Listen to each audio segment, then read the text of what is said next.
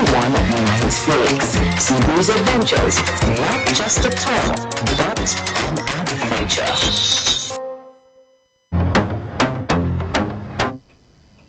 All right, Foster, you on?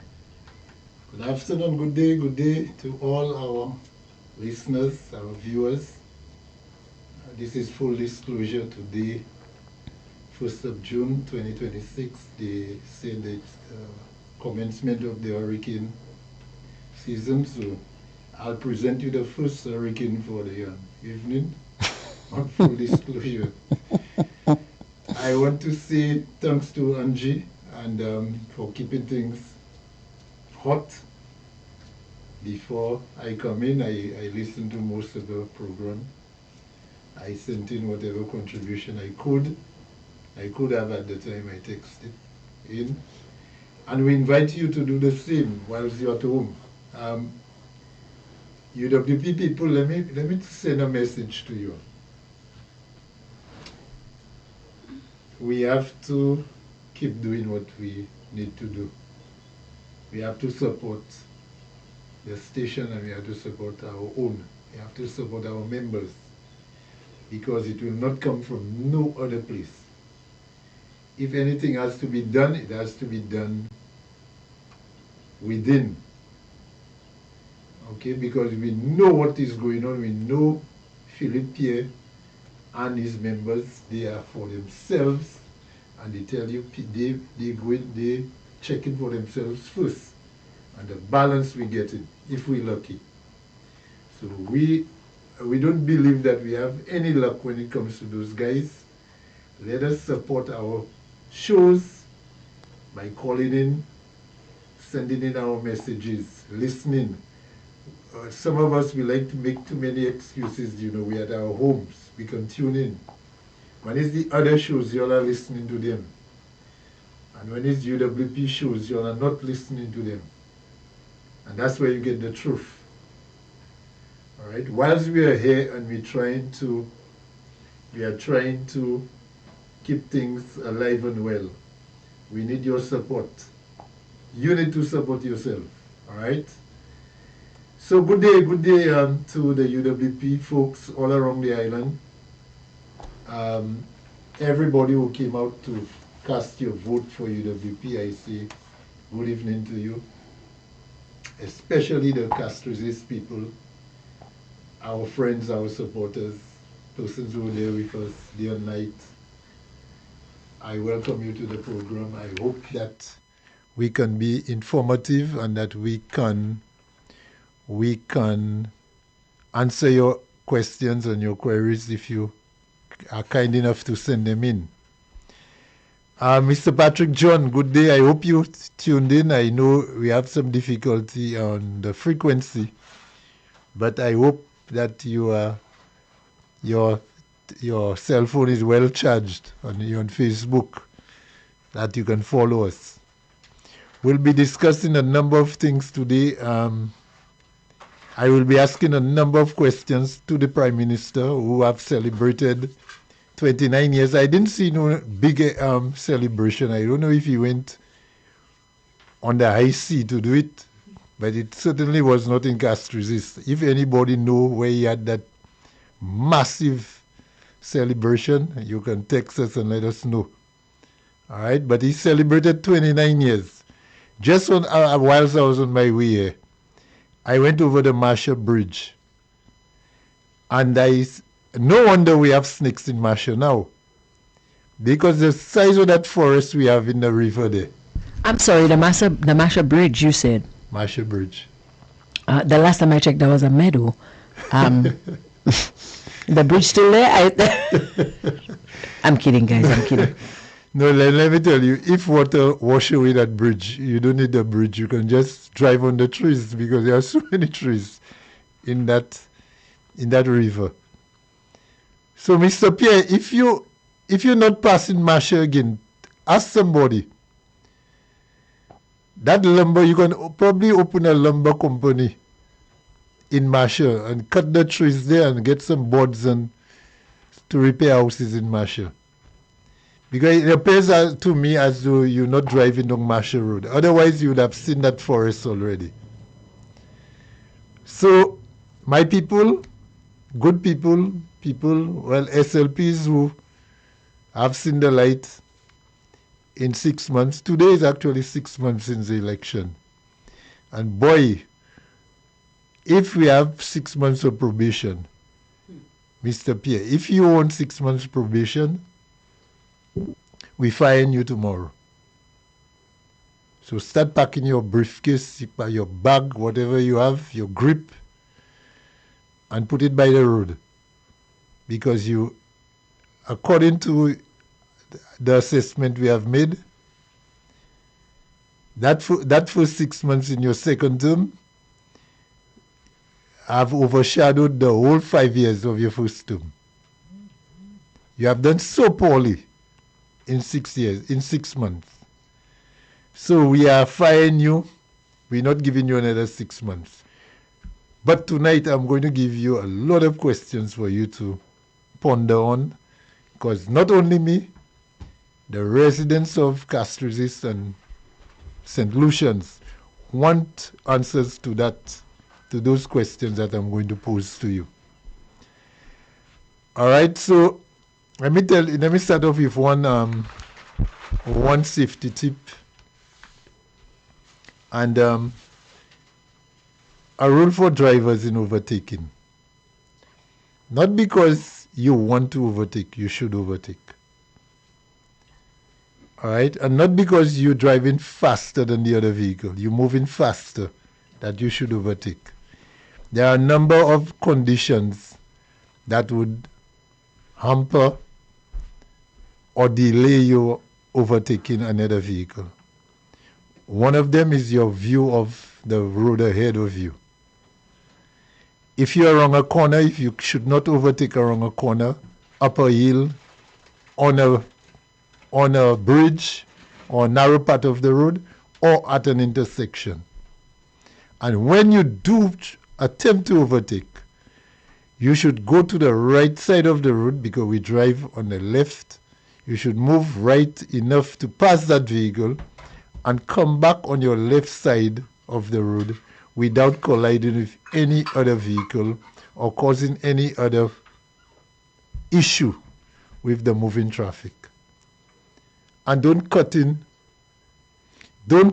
on the vehicle that you are overtaking. When I say cutting, I mean some of you are overtaking and you're pulling directly in front of the vehicle that you're passing. So much so that the driver that you are overtaking almost have to come touch his brakes to avoid knocking you. Now, if that happens, I'm sure you, the overtaker, will say that the person knocked your back. But what you know that what you actually did was cutting too close, not giving yourself enough space, and that is normally when you don't have sufficient space to overtake and you do overtake. So you have to squeeze in. All right, so give yourself enough time to observe the traffic ahead of you. Move around that vehicle close from the right side. You overtake on the right side of the vehicle. That is a proper way to overtake, unless the vehicle ahead of you is turning right off the road. So do that and do it safely, and do not put yourself or the rest of the motoring public at any danger. All right. The questions I want to ask. Now, I will leave the questions for a little later. But do we remember Miss Joy St. Omer? Somehow I'm getting a feeling that I listened to 2 talk shows today, and I didn't hear that name. It appears as though our 1 week query, 1 week mindset is already affecting us, because it appears to me that we have already forgotten about Miss Joy St. Omer, who was fatally shot. Okay, now I have some questions about that incident and that situation. We were told since her murder that her husband turned himself into the police and has been formally charged for murder.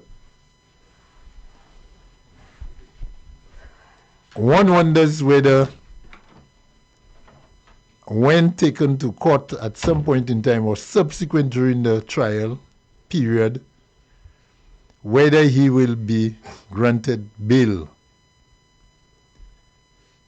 Now, bail, everybody is entitled to bail. And there are many other persons on murder, as we speak, on bail for murder.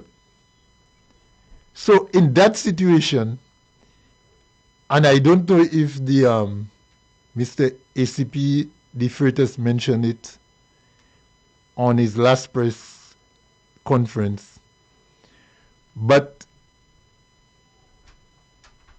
is he going to get bail this time again? And I'm asking the question because I know the response to that question is he's entitled to bail. But would the people understand why he's entitled to bail? But Foster, the last time we bail him, he killed somebody. I mean, do we really want to take that chance? Although that doesn't prevent him from getting bail again, Angie. That doesn't believe the people. The book does not tell you that. If that was so, there are some persons who want bail who shouldn't be on bail, you know. Caller, Foster, I don't think I like that book. Huh? I'm just saying, I don't like it. I don't like it. Well, I don't like it either, but a defense lawyer will tell you that it's the person's right to apply for bail under any circumstance. And the lawyer would be right to say that. I guess, well, I don't know. I don't understand how this works. I mean, I guess it would be pointless not to give him bail because the person that we were trying to avoid to safeguard from him, he already got her, so. Well, that would be one way of looking at it. But Angie, let me tell you, in criminal law and in criminal investigation, you know, and you have spoken about it when you talk about witness protection and so on. Right. There are many other witnesses in that matter, you know. You know, so Yeah.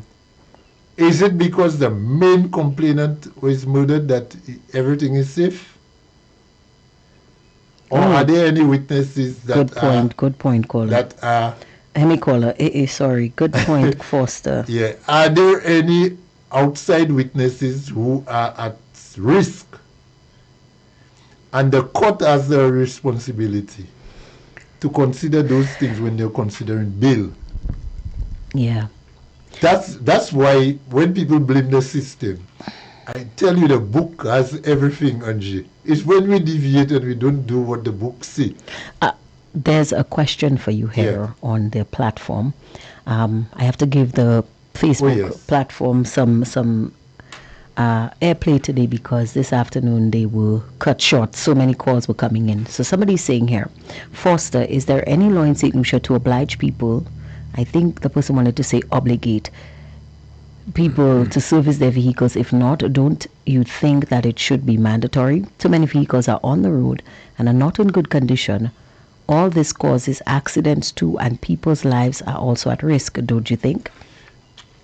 Yes, the person inquiring, you're right. But in terms of servicing you, it would be a matter of your personal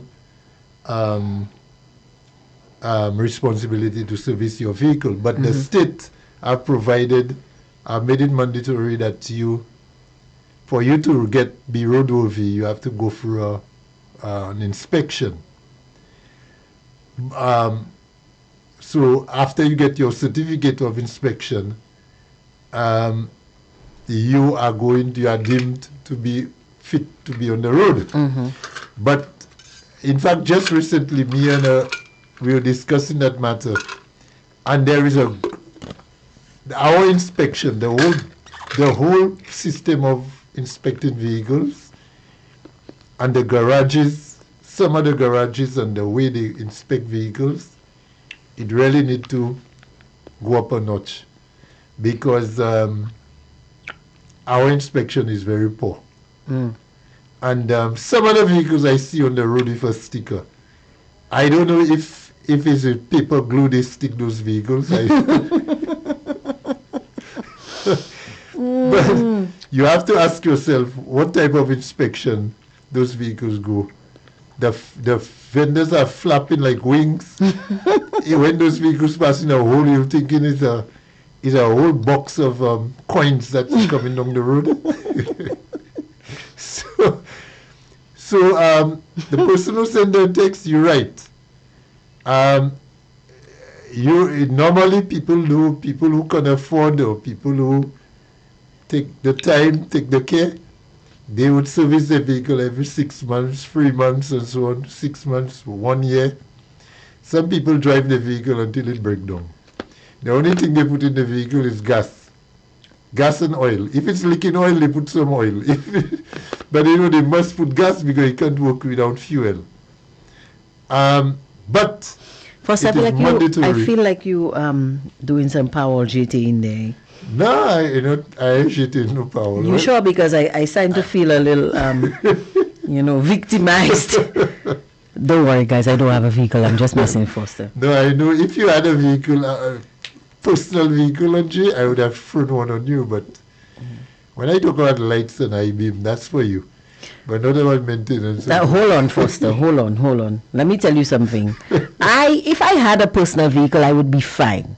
Okay? Because I don't know about you, if you know about this new technology, but there's a new technology called Brothers, and I happen to have 4 of them, so I would be fine. Okay. Yeah. All right. I don't know if you have any, but I would be fine. Oh, I have 99 brothers. Yeah. That's why God invented Brothers, Foster. Yeah. So we should not forget Miss Sentoma at all. And, boy, I say, boy, we are a sorry nation, so far, not one representative from the court, from the social services, from human services, from an NGO, we have Raise Your Voice, we have Lower Your Voice, we have Gain the Voice, we have Black Lives Matters, we have all those clowns. Not one of them have taken the time to call, and I notice, and I've heard a certain text being read on a show, and I know where that is coming from. It's coming from one of them criticizing somebody who has spoken about that killing. They are quiet, getting all government funding and so on behind the scenes. But they are quiet, and you know what they're doing? They're busy criticizing the people who are in politics, who are making a point now about the situation. Can you believe that? So, I'm listening and I'm watching, and someday I'm going to mention your names, in the next 2 shows. According to somebody I know well, if you provoke me. Yeah.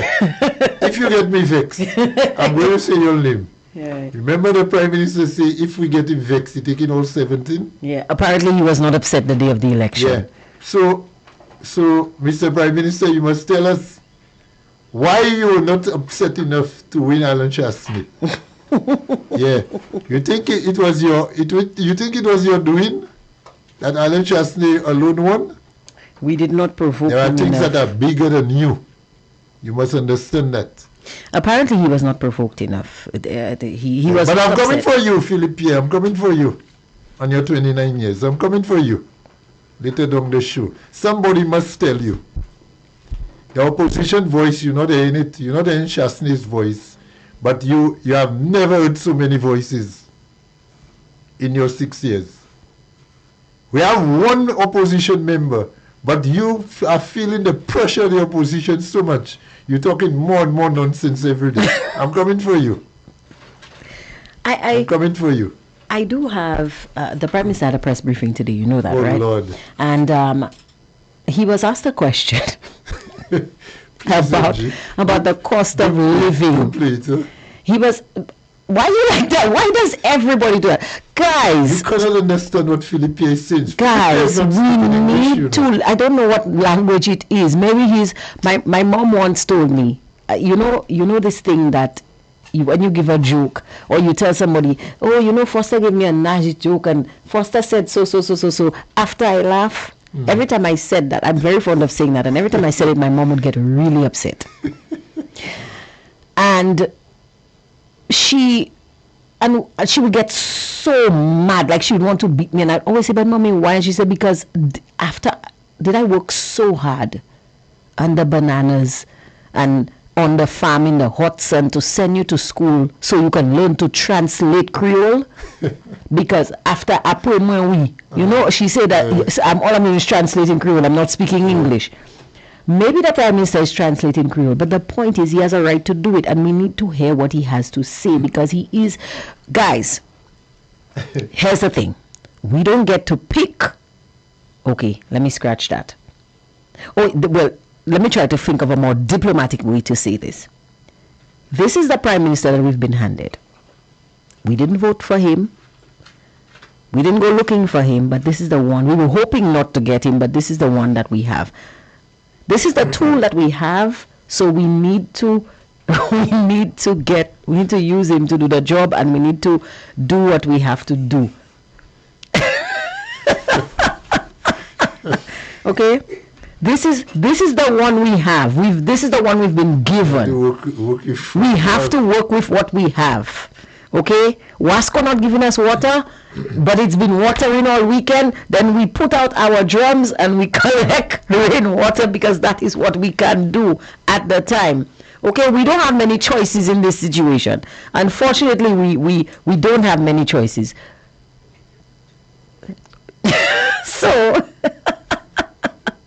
So this is what we have. Somebody's asking, I have been trying to understand the PM, but sorry, I just don't understand what exactly he wants to say. Can he not choose a spokesman? You know what, lady? This is the Prime Minister you have, okay? We have to listen to him. I'm sorry, but this is what is going on. So, now, guys, please don't be mad at me when I try to get the news from the source. I only want to bring you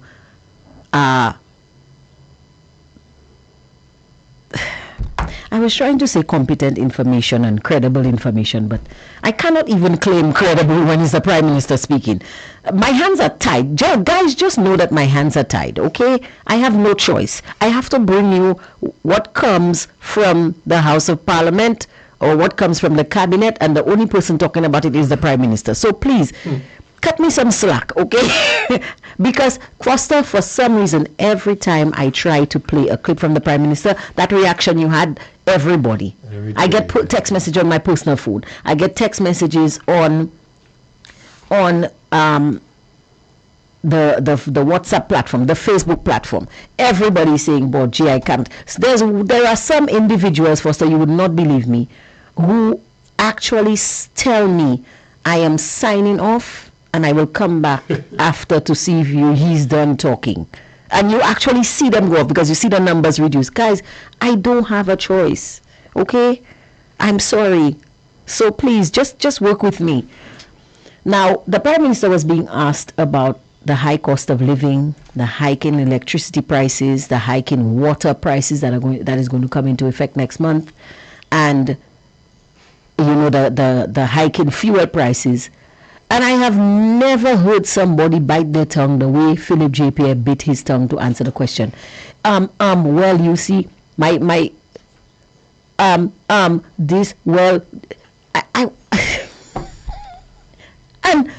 is this how it's not just the way he speaks. I mean, the man doesn't even know what to say.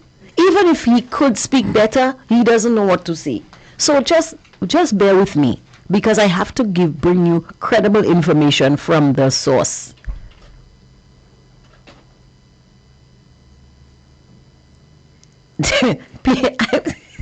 The people on the live are vilifying me right now. Somebody, let's take a quick segue, because I can't just get that Mapui by myself first. I have to give you the Mapui too. So somebody's sending me a clip of Godwin Friday and what he is planning to do, and I guess it's because they would rather listen to him than Philip JPA. Another person says, Angie, the PM they have and gifted with a Vete God. Do you have the clip, an actual audio clip from Godwin Friday? The person sent me the clip. They rather listen to him than Philip JPA. My God. I mean, guys, if they can, guys, that's who we have, guys. That's who we have. I cannot change it. I tried. I cannot change it. Let me tell you, you have a radio and television home, and that would play Philip Pierre. There are people who tell me that they just turn off the TV.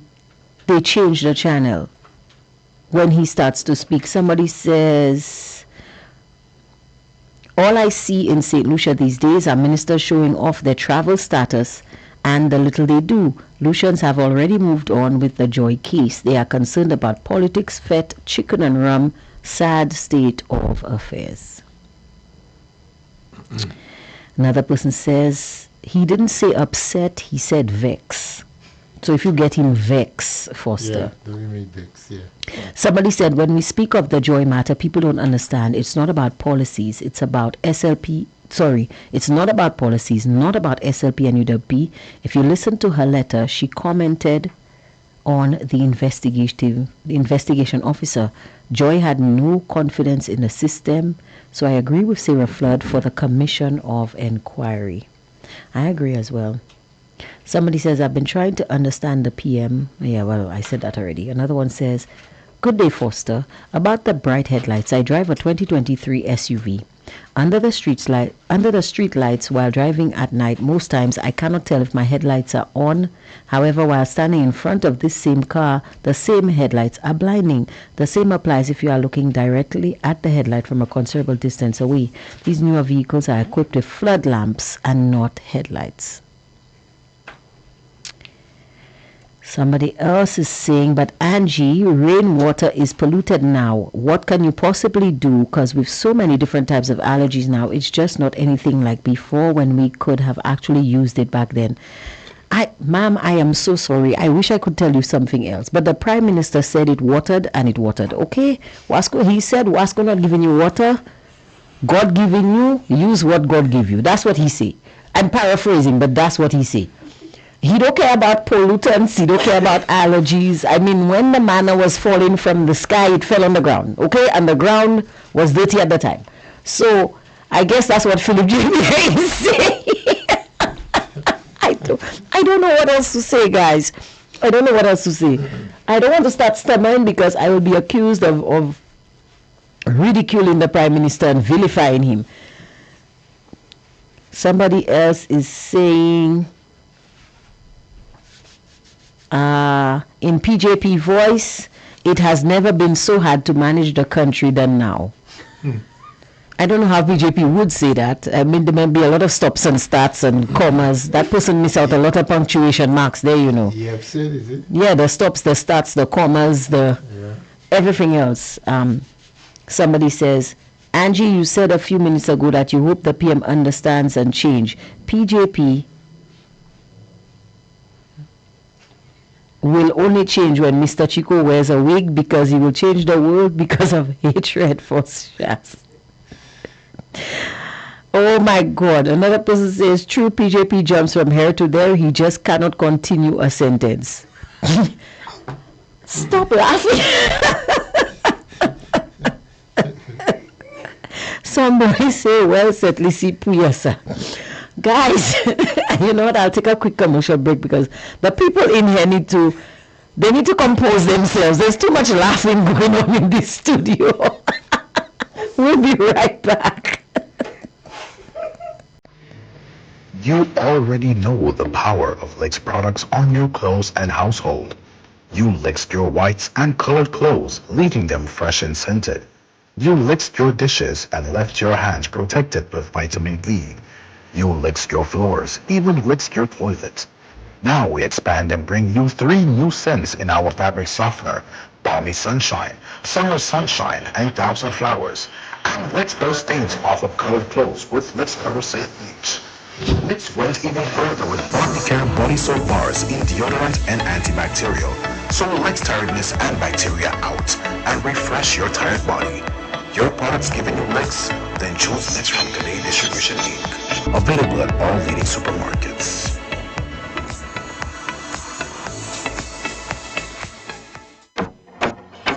Looking for a new way to enjoy your ocean vacation? Book a tailor-made tour with Sea Breeze Adventures.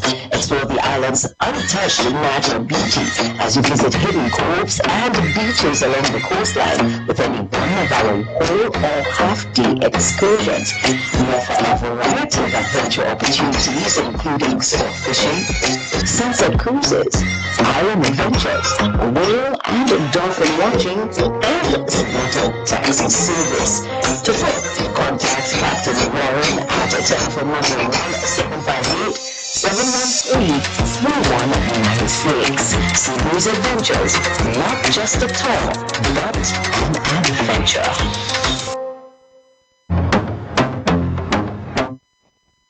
You're back on Fire 107.7 FM with Mr. Foster Chico and myself, Angie. And by the way, guys, I neglected to welcome the audience because Foster just hit the ground running. So I want to thank all of you tuning in on the airwaves, those of you using the radio link. Good afternoon to you guys. Welcome to the broadcast. Those of you on the Facebook platform, thank you for joining us. And don't forget, guys, to send us a line especially if you're using the Fire FM 107 radio link. Don't forget to join us or drop us a line, your comments, because your comments are important as well on the WhatsApp platform. The number, of course, 572-3473. And when we open up the phone lines, you can call us on WhatsApp. Our phone lines will be back up soon. Our landline will be back up soon. But when it is back up, that will be the number you have to call. We have some people here on the live. Thank you for... Somebody says, Mr. Chico, should you write a book on PJP, what would the name be? Don't answer that question, Foster. That one will get you in trouble. Don't answer that question. Somebody says, Angie, Chico, Flubbo family, I am missing in action. Just here with the behind the scenes, just busy with the behind the scenes preparations. Blessings to you all, loads of love. And that is coming from, of course, Auntie Joyce, Mrs. Jocelyn Fletcher. Okay. Good afternoon to you, Mrs. Fletcher. How you doing?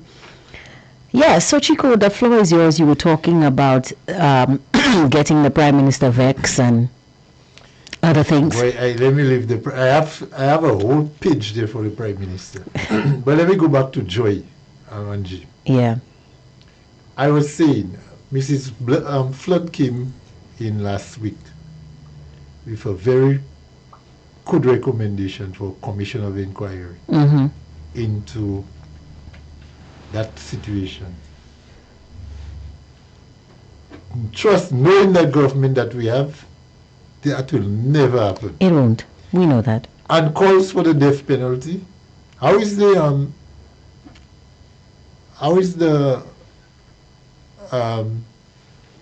petition going? Last I heard it was almost 5,000. It should be over now. Somebody has promised me to send me the link, but that individual never has, although I know that individual has signed the petition themselves, but they never sent me the link.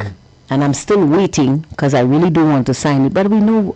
We're still under 5,000. You see why we're not seeing? No, I don't know, because when I heard it was 4,000, that was last week. This between now and then, I'm pretty sure we've surpassed 5,000. I just don't have the link for me to check myself. Angie, let me tell you, the death penalty. It won't come back. Commission of inquiry. You will never see that. Did you hear Philip J. Pierre's response when he was asked by reporters about the return of the death penalty? He said a lot of people want it, but I cannot opine, I cannot say anything, I cannot speak, and so on and so forth. Philip cannot make a decision on nothing. Angie, Philip is not the one in charge. Well, somebody's saying if Philip J. Pierre's parents would come back to life, they would be very surprised that he is the Prime Minister. Oh yeah, especially his father. I think his father would.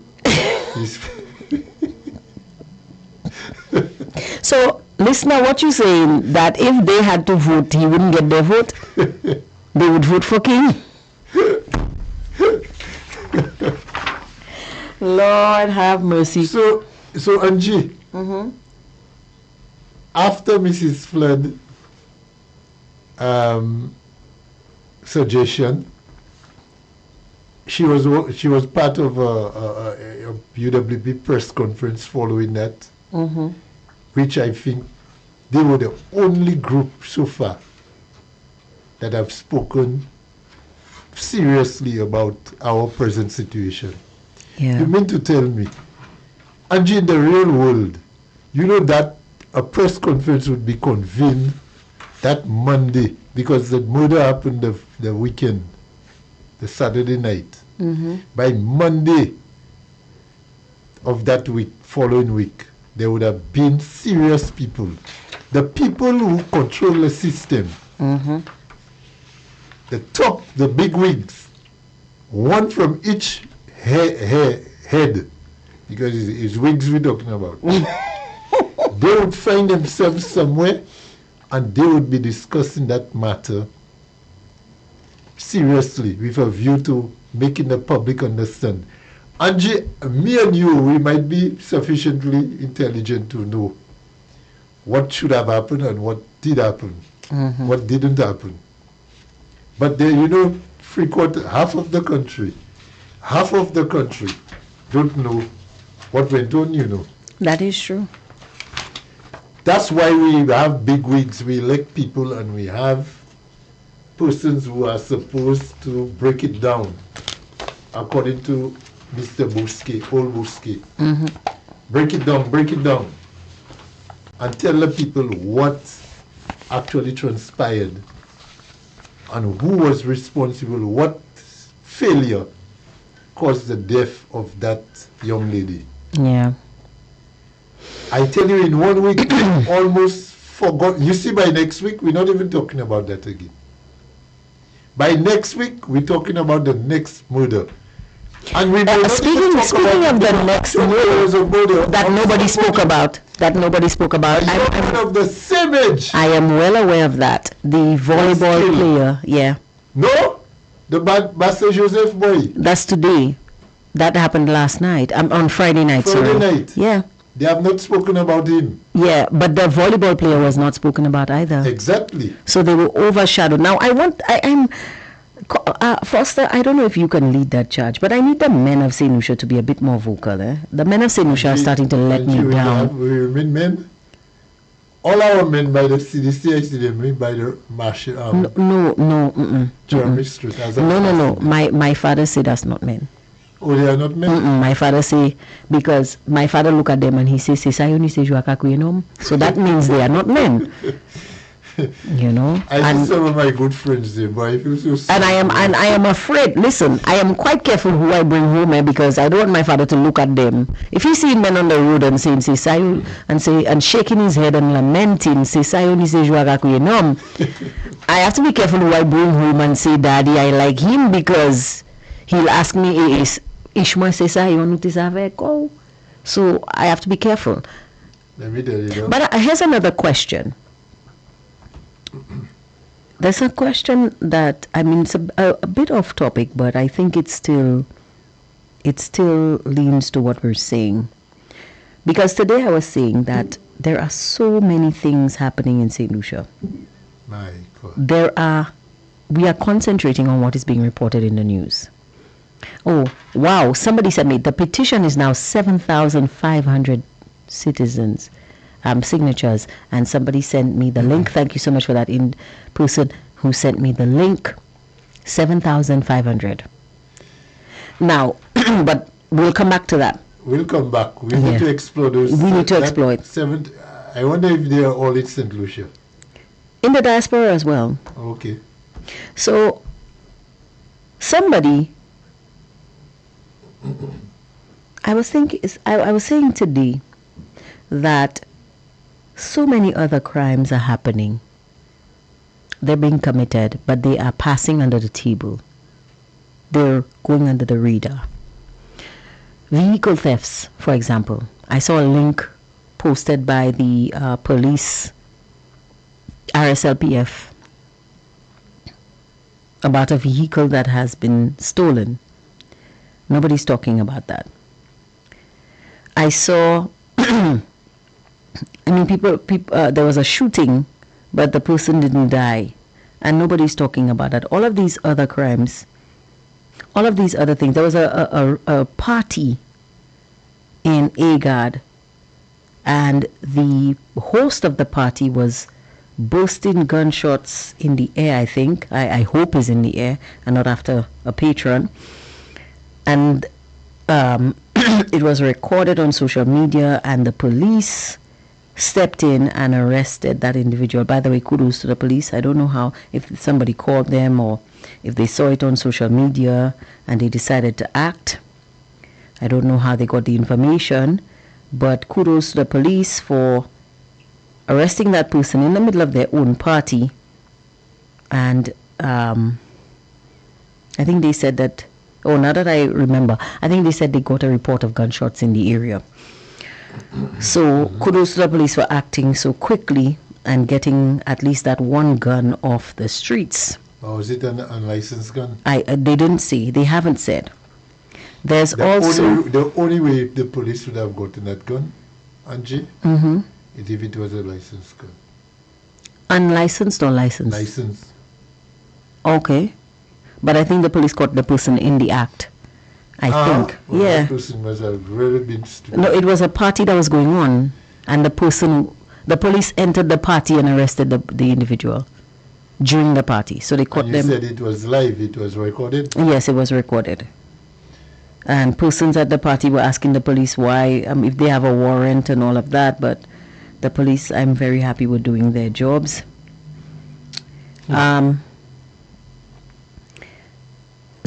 So much is happening and is being swept under the carpet. We're not hearing about the robberies, and I'm pretty sure people are being robbed. Oh.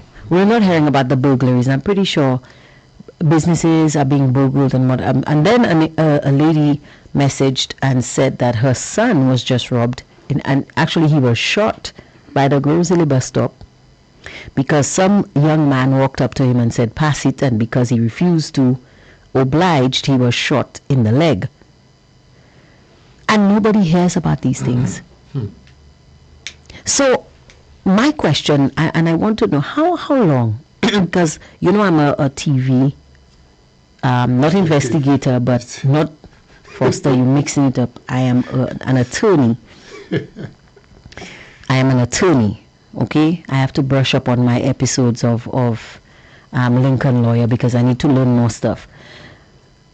But you hear in the States that there's a statute of limitations on certain crimes. Do we have that in St. Lucia? I know murder doesn't have a statute of limitations anywhere. No matter where they find you, it could be 99 years. In fact, if Cain walks in here right now, we can call the police and said, put him on trial for killing Abel. Yes. But what about things like attempted murder? No, we don't have statute of limitations on that. Oh, we have no statute of limitations. Okay. We have, but not on murder and attempted murder. Okay. Because I'm thinking this individual who just shot the person in the leg because he didn't want to pass it. Wherever we catch you, 10 years ago. Those gun crimes, there are no statute of limitations on that. Or the shooting in Bukaj, the person, right. So there's no statute of limitations on rape. So guys, report it. It could be 99 years. You see the person reported. Get these dangerous criminals off the street. But we must also tell people, Angie, if somebody comes up to you day or night, with gun in hand, hold you up and ask you your wallet. And unless you're Bruce Lee or you're Jet Li, or you have some special skills that you can disarm the person, don't try it. Because it's very easy for the person to pull the trigger and you're down. And after you're dead or you're on the ground, they can take your wallet anyway. Don't play hero. It's better you be a good witness than you're dead hero or dead soul, you know. Now hear that, I was watching Medea the other day, and then two fellas had a gun. Each of them had guns, and Medea had her purse, and she licked them down with the purse. What was in the purse? I don't know. No, she just started beating them with the purse. Now, let me tell you something. I don't know about the other. I'm quite attached to I just got a new wallet, Foster. You know how expensive these things are? I mean, the wallets nowadays, once you start breaking them in and they start being comfortable, they're mashing up already. And I just got a new wallet, and it was a gift. I let nobody take my wallet, Foster. I will open it and throw down everything I need for you, but you're not going to take my wallet. I want to come to your funeral. So let me give you some good advice. Even if you have your gun on you, and a man have his gun in his hand, when your gun is in your bag, your ladies like to carry your guns in your purse. But Foster, stop making me look bad. They didn't give me the gun license, Foster. Stop making me look bad. A gun in your bag is anybody's gun. Alright? If the man already have his gun pointing at you, do not try to play hero. Give the man your wallet, make sure you can identify him. There is something you see about him that you can, in the darkness or in the light, you hear his voice, you know where he run, you know if you have seen him before. Try to find something that can help you identify him later. Do not try to play hero and try to disarm the man and the man shoot you. Because the man can still shoot you and then take the wallet while you're lying on the ground. Okay? So we have to remember those incidents, Angie. And like we just mentioned, another young man was killed. I think it's 47 or 48, I don't know. Because the numbers are never accurate. But yeah, I was just checking. 24 years old again. Yeah. Yeah. Same age with Joy. And I'm understanding. Okay, Joy was 34. The guy from La Panse was 35. Joy was 24. 34. 34? Murder number 34. Oh. Homicide number 34. Joy was number 34. The guy from La Panse was found dead. In the balcony? Yeah, 35. Wasn't that before Joy? No, that's around the same time. And have the police declared that a homicide? Last I heard, the post-mortem was not on yet. You're confusing me. I'm. What else could it be? They said the guy was after the Lapansi murder. Joy after the Lapansi body was found. Joy was last Saturday. The Lapansi thing was 2 weeks ago. No, Joy was not a Saturday because she was coming from work. It was just a week ago. Joy was not. It was last weekend, but not. It's just a week. That's why I'm saying it's a week and we already forgot it. But the Lapansi finding was prior to. Because the Lapansi. I think we're at 37. 37. Okay. And I've not heard anything about this young man. Well, they identified him. I heard the name, some Jean. Yeah, Michel Jean. Okay. But we don't know the circumstances, and yet people are not even talking about that. Well, situations have just moved on. Another person died. According to the fire service, and I played it, he was shot. That's what we know. And apparently it's on the main road, on a road or outside. Basse Joseph, I don't know where he was shot. Right, so the body, it was like outside. And we just don't show enough concern about that. So when a group like, whether it's Sarah Flood Bowbury, whether it's a UWP candidate, or a group of candidates in a press conference speak about something, and you have the persons, the big wigs, the people from the court, the police, by now we should have had a press conference, Angie, showing people faces, because a lot of those groups those people have no faces. Faceless people are there. You just have them in offices, you see a nice building, you hear tinted windows, and it has a name on the door, and they say that's the committee, that's a branch, whatever, FIAM branch, FIAM committee, and we don't know who those persons are, if those persons live in St. Lucia, what are they, but you apply for FIAM and you never hear anything in 10 years. But those people are sitting and having meetings and they're getting money, you know, the big wigs. And we don't even know on whose heads those wigs are. So we sad. don't know what color the wigs, whether it's white wigs. What style, we don't know. You think they're wearing the wigs that they used to wear in the House of Parliament and courts? They should be making them walk around to it for some of them to stop applying for those jobs. Somebody says, Angie, if I come across that link, I will sign that petition in less than a heartbeat. What about you, Foster? Would you sign? I can sign, Angie, but I know nothing will become of that petition. Sad to say. I know our people, you know. According to Invader, I heard Invader say once, I know you all, you know. I know Lucians, you know. So, we are a special. I will sign the petition, but I am telling you, that death penalty and the commission of inquiry, you will never see that happen in St. Lucia under the Labour Party. Somebody's saying here, Sarah was fantastic on Newsmaker Live. She and the team at the press briefing was spot on. Thank God for them keeping the information flame burning. However, I doubt the government will pay it no mind, just like they dismiss all the opposition's suggestions. Shaking my head. So raise no voice or behind the voice, whatever you are. All must stop mamagaing, and there's a word for it, you know. Y'all must stop taking the people for fools. You all who get funding and you're all supposed to speak and represent people, the vulnerable.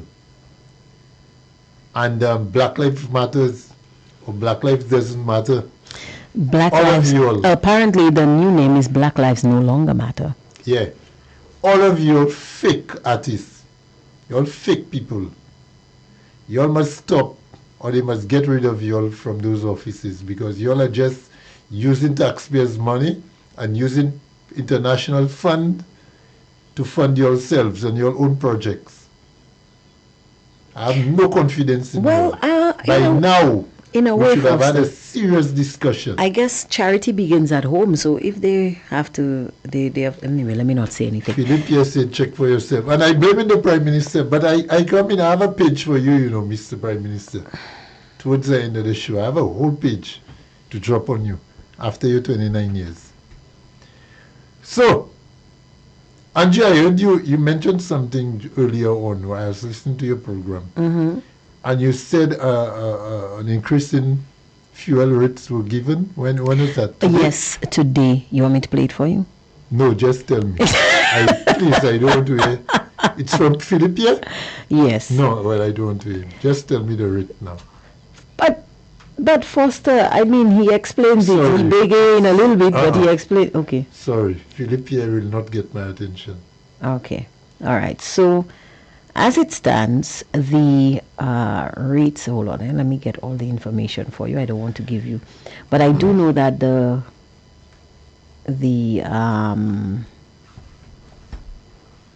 hold on. I want to give you the full thing.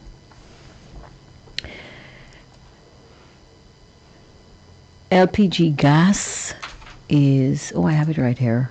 I don't know why I'm going all over the place like a crazy person, as if I don't know where it is. So the fuel rates,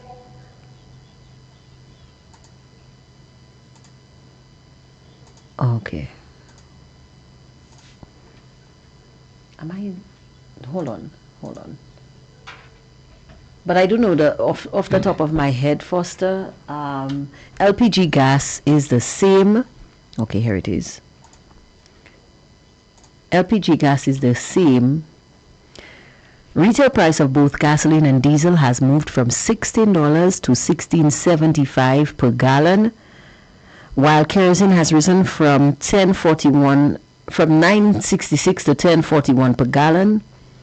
The Prime Minister says it was mainly due to an increase in oil prices and factors beyond our control, and taking effect from what day? Oh, from today. LPG prices remain unchanged at $34 for a 20-pound cylinder, $38 for a 22-pound, and $288 for the 100-pound cylinder. And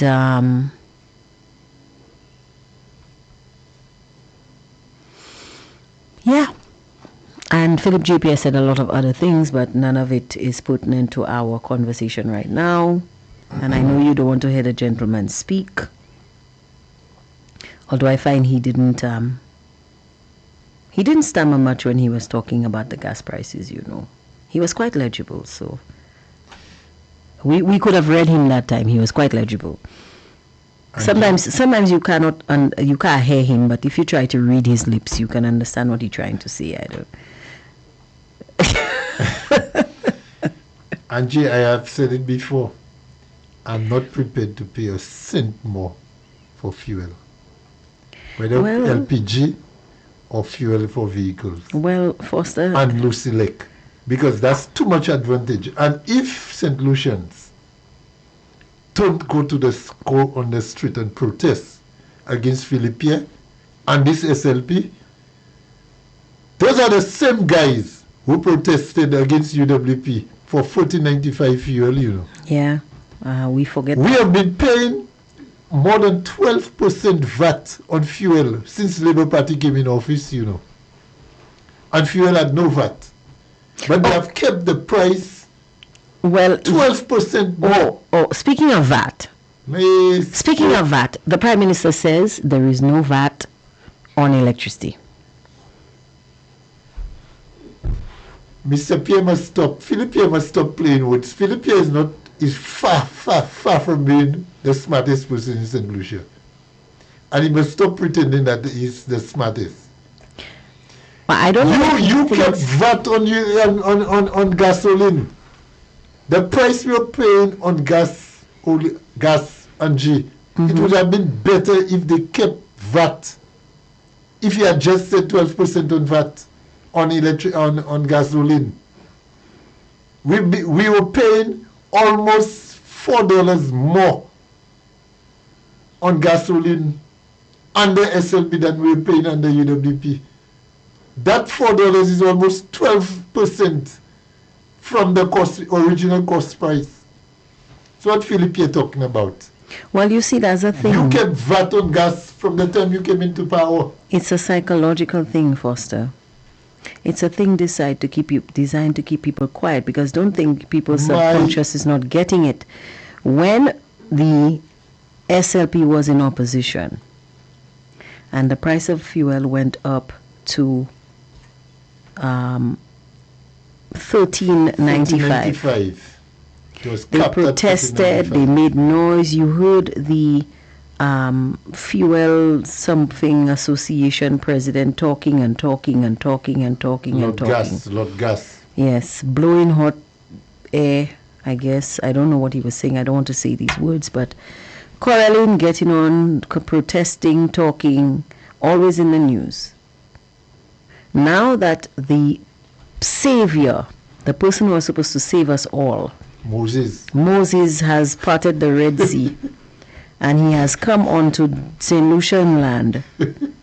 Everything that we were complaining about, the person who called Moses more blind than Philip has gotten 10 times worse. And think about it. What were we complaining about when I was just saying that the other day? Look at how our problems have changed in this country. Between 2019 and 2021, 1395 was highway robbery, and it was way too much for us to pay for gas. Can you tell this? Now, that was extortion. Extortion. Now, somebody's telling me it was the Petroleum Dealers Association. Thank you for that. Now, we are paying $16.75. In fact, we were paying $17.95. You remember? Yes. $17.95. It went from $13.95 to $17.95 among all our quarreling. Yeah. As soon as we shut up, it went down to $16. Yeah. That's a lesson to tell you. Now, take it and shut up. Now hold on. Yes. I'm drawing a pattern for you. I'm connecting the dots. You know when you're in preschool, the teacher would give you something until you connect the dots? Let's do that. Let's go. What else were we complaining about? Moun paka manje shime. 12 sa Prime Minister a fait se shime. Moun paka manje shime. Galet a shime nou. Hold on. Galet a shime nou. And it's only when we shut up and stop talking about the roads, then you see them starting to do a little something, because that was the point. Take what you get and shut up. Now, what else? We wanted St. Jude's. We were clamoring for St. Jude's. We wanted St. Jude's. We wanted St. Jude's. Look at where it got us. They came in, the Savior, the Moses. He started to shut down health centers one by one all around the island, from the north to the south, to the east, to the west.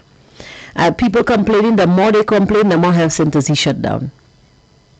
No work on St. Jude's. The minute they shut up, the health centers are starting to reopen. And now, they give us a building. They give us Betty Wells.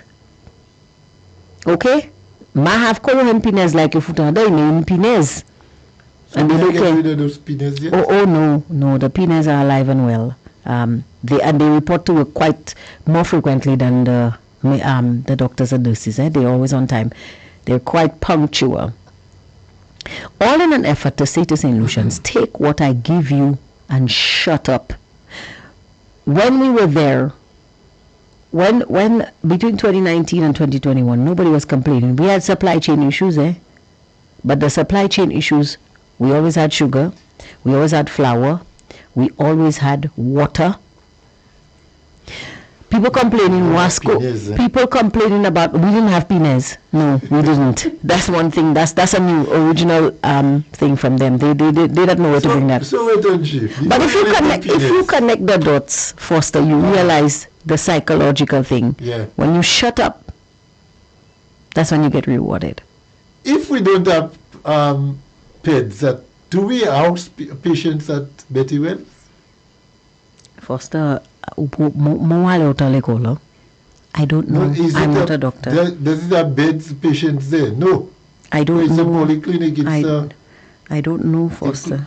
So where those I think they house patients there, you know. There was a plan. No, hold on. There was a plan some time ago by the former administrator of the Owen King International Hospital or European Union Hospital, who where the plan was to hand over Betty Wells to the Millennium Heights complex, and they would hand over the Victoria Hospital, not Betty Wells. It wasn't Betty Wells then, but they would use that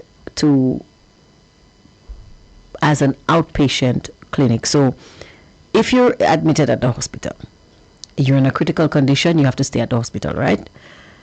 And once the danger is past, then they transfer you to Betty Wells to free up that bed for a critical patient.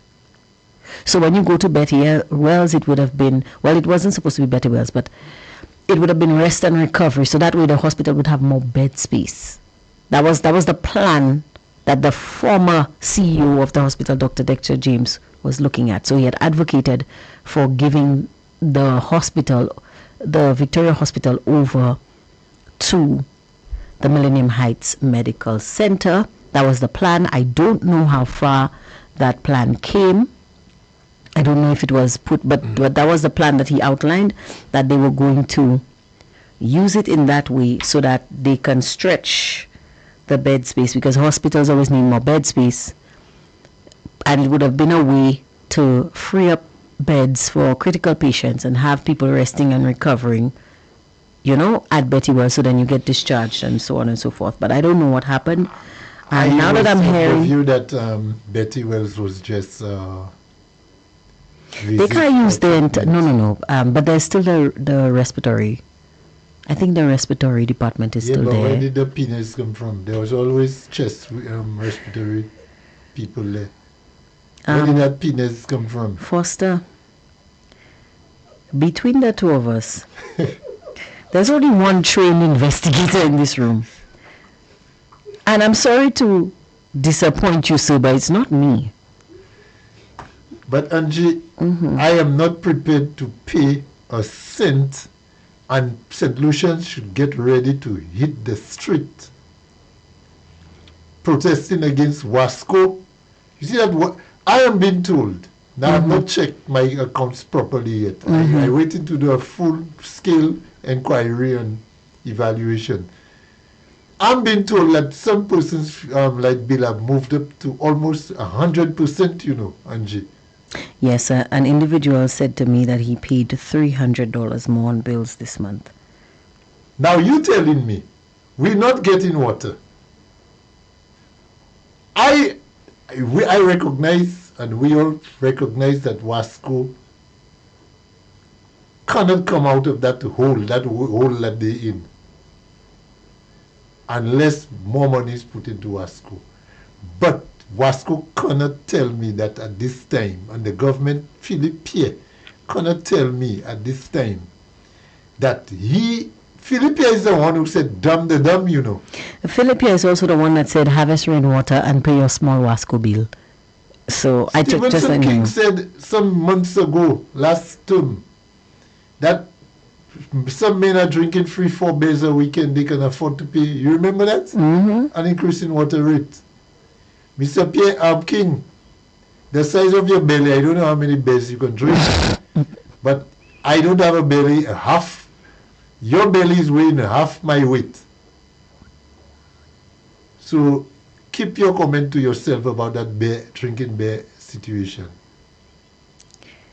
Foster. Right? I think you're out of place to tell people because they can drink 2 beers, they should pay more water. But they're not drinking more water as beers they're drinking. I don't understand. I don't know. I don't know. No, he said the people that drinking. They drink a lot of beers. No, he said the people that drinking.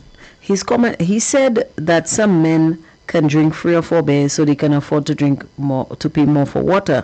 But he's missing the point. And he said a beer is $5. So yeah, you can pay. He's missing the point. They are $20 more for water. No, but he's missing the point. They're not buying water. It's beers they're buying. It's beers they're not drinking water. They are saving water and drinking beers. I saw that on a sign. Yeah, that was on that's on a bumper sticker. But Lucilec have to tell me, and I know that the government is getting that how do they call it? The surcharge. Surcharge is actually government's money. Oh, so really? Lucilec, yes. I thought that was okay. So Lucilec is paying that to the government. You're saying? Yes. Wow. So I thought Philippe would not increase fuel because the surcharge. So you telling me, after you're squeezing people on surcharge, you telling me you're increasing gasoline by 75 cents again per gallon? Wow. Well, a guy I don't know what the bus drivers will say. This time they gave you 25 cents on short trips, and you're all happy. Now go and pay the 75 cents more to the government. Ain't that a kick in the nose according to the song? You see how life coming back around, Angie? The Viewford minibus drivers, I hope some of you all are listening. And Mr. Kentry, what was his name? I know. The one who wanted to run for... Kentry Jean-Baptiste, I think. I'm not sure. No, man. Kentry. I know who, but I can't remember his name right now. As soon as he retired, he was in his red shirt. In fact, he was in his red shirt before he retired from the police force. I want you now, because you were part of... Kentry Frederick, right.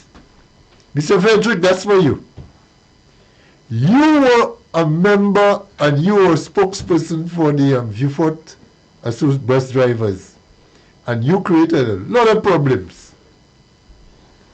And you know that I know. But the Viewfort bus drivers accepted and were happy to get $14, $1 per head on long trips. That still could not buy them a gallon of gas. Now, the gas have gone up to 75 cents more. Apparently his name is... Let me hear your name now, Mr. Kentry Frederick. Let me hear you. Margaret Anzotti, Godfrey Ferdinand. I want to hear you all. Is Godfrey Ferdinand still the president of the NCOPT? Because apparently he's gone out.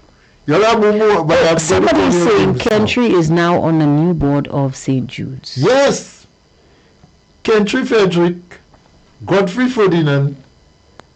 I want to hear what you all are coming with. Don't forget the other man who was always in the news, Mr. Jean-Marie. What's his first name?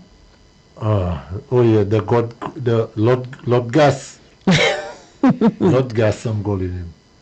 Oh, you'll not hear him at all. But let me tell you. I guess he has his hands full with the NIC. The petroleum dealers. Yeah, the Petroleum Dealers Association. Requested that increase, you know. Philippines, they had no choice, you know. The petroleum dealers told them that it is more than 10 years they have not had an increase. The guys are the ones bringing in fuel in the country. Alright? So they wanted that increase. So government had no choice but to give them that increase. Evarista Jean-Marie. Evarista Jean-Marie. Mr. Jean-Marie, where are you? At NIC. I'll call your names. Is he still at NIC? So somebody says here, Mr. Chico, what is going on? What I'm hearing about snakes is preservation and relocation. What about people's lives? I believe that we should kill the Fedilus because of its aggressiveness. I don't think we should kill it because the Fedilus does not attack unless provoked. But yeah, we need to relocate it. I mean, the only place you can find the Fedilus is on the island of St. Lucia. It's a native snake, so you can find people everywhere else, but you only find the Fedilus here. I think they're relocating them to the what's the island out in the sea that nobody goes to? Bird Rock, Bird No, not that one. But birds just go there, Foster. Maria? No. The Frigate Islands. Frigate? Yes. Frigate Island is not going down there, anyway? Yes, but that's where they have the wildlife reserve. That's where they. Then it's again. Not an island, no? It's. Then again, yeah, there's an island there. Then again, they just relocate some lizards there that they're trying the St. Lucia lizard that they're trying to help them breed. I don't think that would be a good place for the snakes. You know what? Never mind. Do we really need those snakes, MG? Foster. Foster, if Noah let 2 centipedes, 2 mosquitoes, and 2 cockroaches on the ark, give the snakes a chance. Well, I ain't against them, you know what I'm saying. The snakes are good as long as they remain where they are. You see, since when I am the age I am, there am now in snakes in castries. You know, I read a post on Facebook. Somebody saying, Shasna, if it's you dropping the snakes in castries to make the government look bad, stop it. But you have not heard anything yet. Let me tell you. Somebody tell me those are not snakes. What are they? And SLP man tell me that's not snakes. What are they? Flowers that bring in evil in the place. That's not snakes. Can you believe that? What? A snake was killed in Grass Street. I heard they shot the snake. Yes. Everywhere else they burned the snake, but the one they found in Grass Street, they shot it. Well, because in Grass Street, the people are using what they have, which is guns. I heard there was a sighting in Marshall right by Philip Pierre's office. I say that wasn't a snake. I heard there was one in the CDC. Yeah. I don't know whether they caught it. Well, I heard one in Grass Street. They took pictures of it. I heard there was one in Arundel Hill. That's what I heard. But somebody told me Those are not snakes. Let me tell you something. If the snakes are coming to these areas, you know that's an indictment on the MP. But I tell you, you know why? If you let but that's what I'm saying. That's an indictment on the MP, because what you're saying is you're turning the whole city into a forest. Now look at Marcia by Philip Pierre's office and look at Grass Street. You know it's up the river, up the forest. Yeah. So Entribo might have and Boca because might have. Don't forget, these snakes are native to the forest, and Forestier is Pat Forest, and that river running from Forestier, where does it go? Through Marshall, through Grass Street to Castries. So who's the minister of snakes? King.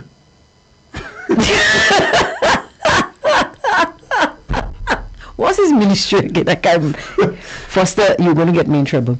Somebody says. Philip Pierre said. Well, listen to that. Somebody says he didn't part the Red Sea. He unleashed the Red Sea harvest. You all realize that we are now experiencing all type of plagues like no water, flour, sugar, etc. Plagues of bed bugs and snakes are now becoming popular, which I find rather strange.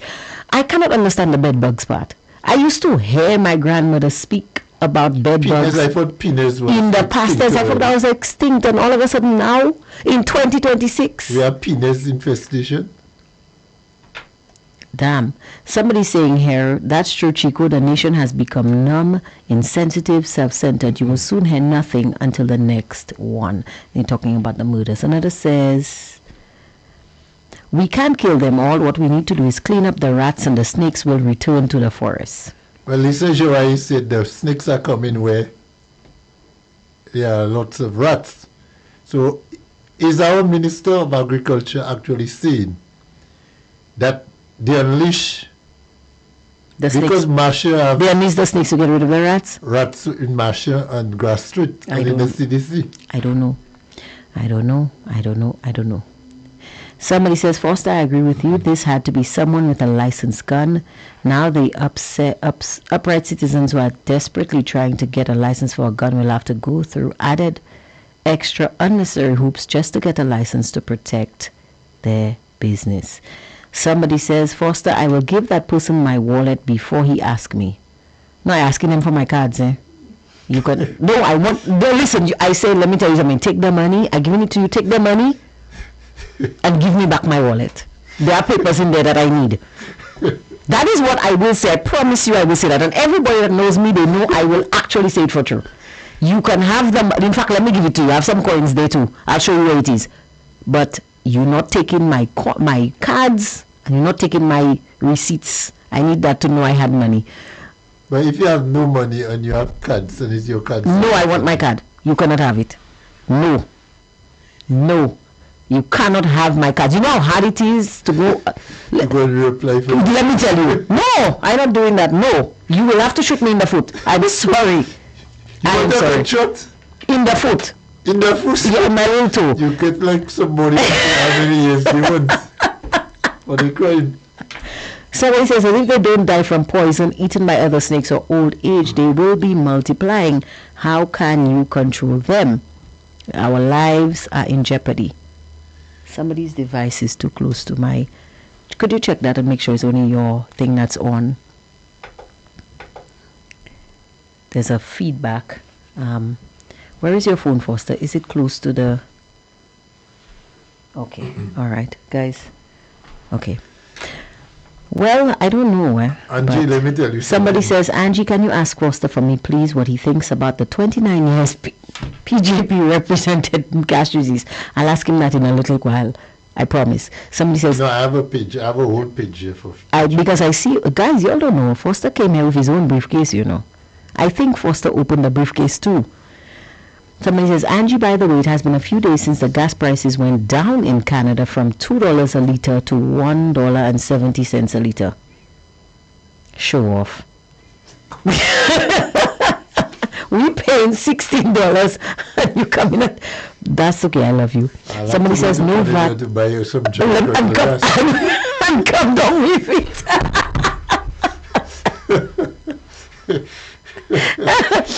Oh my God, somebody says no VAT on electricity. Okay, PJP, are you saying that just to add VAT on electricity?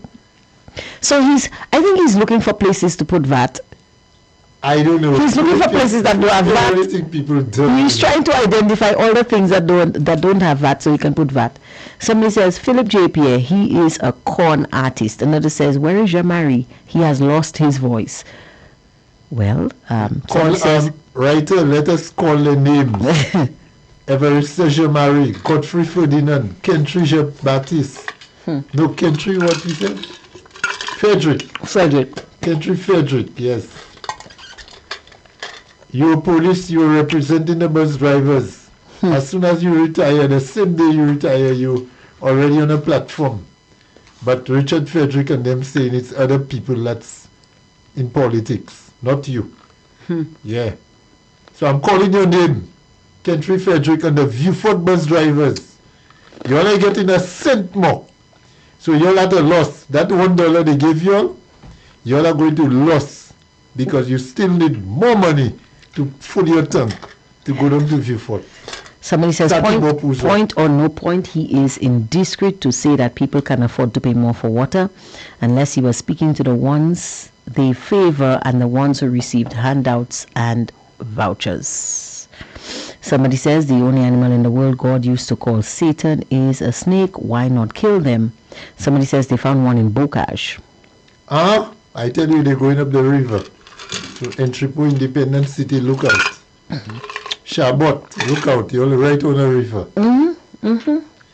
Angie, let me tell you, by the way, now, I ain't going in bush in Castries. If Castries end up having snakes, everywhere have snakes, you know. Snakes don't like noise. They don't like traffic. And can you imagine a snake in the CDC in town? I think it was Jeremy Street, you know. No, that was in the car park in the back of. No, well, if it rats it in, that snake would be a giant in a of a month. SLP, snake like people. That's a comment, guys. That's a comment. Because I know people are saying, what she say? That's a comment. Somebody says, ask Philip Pierre, what did Tinubu enter the country with that had him to close both airports? I heard he's a dry snake idea. Remember he had a green box? Yes, but I kept telling you guys, there were 2 bottles in the box, one white and one black. I don't know if it's a Chini 12 and a fiction. I'm trying to figure out what it was, but I find it strange that he didn't show us what it was. Up to now. Okay, somebody says, Angie, I saw a photo of the Masha Bridge. There is urgent need for a clean-up campaign. You might do a contractor go in the snakes there? I would want that contract. Caller, let me tell you something. There is no longer the Masha Bridge. There is the Masha Meadow. Because I see more agriculture going on in the Masha River than the whole of St. Lucia. Another one says bedbugs come from traveling too, planes, boats, etc. While tourists is all the. They have tourists at Betty Wells. While tourism is all they have, eyes are closed. While tourism is all they have, eyes are closed on health and safety in the country. Somebody says, so Lisa told us that the PM is a rat as well. I don't know if I think I tend to Philip JP. I can answer that question first. Help me there. Do you have the clip with Lisa talking about the rats? At one time, when she said rats and I realized the topic was rats, I realized I saw you. Boy, do people change. Boy, do people change, boy. Elections changing people. Lisa talking about rats now.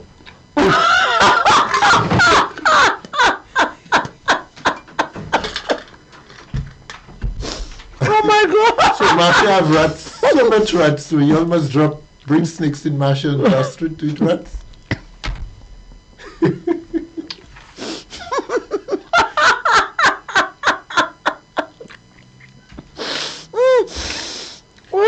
But I agree with somebody, and good day, Alison. I heard you early on. Good job. I agree to a point, with the person who said, what they're finding, they are not snakes, Angie. Check the location that they're finding the snakes. Just find out where they're finding the snakes, and find out why in the concrete jungle they would have snakes. But again, like we said, they're coming down the river. And if you look at it, if you follow the trajectory, that river flows from Peter Floor. And you know if forests have snakes? Of course, forests have snakes. Forests have snakes? Forests have snakes in the forest. Forests have snakes? In the forest.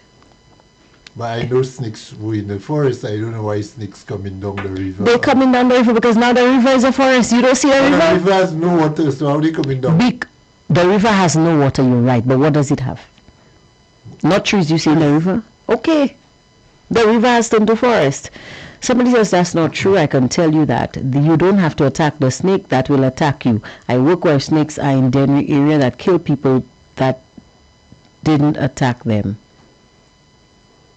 I don't know what, well, okay. Somebody says the snakes helped them win the election. Now they are in town looking for their payment. That's what a lot of people believe. Those snakes are not just snakes, you know. Yeah, people are killing me.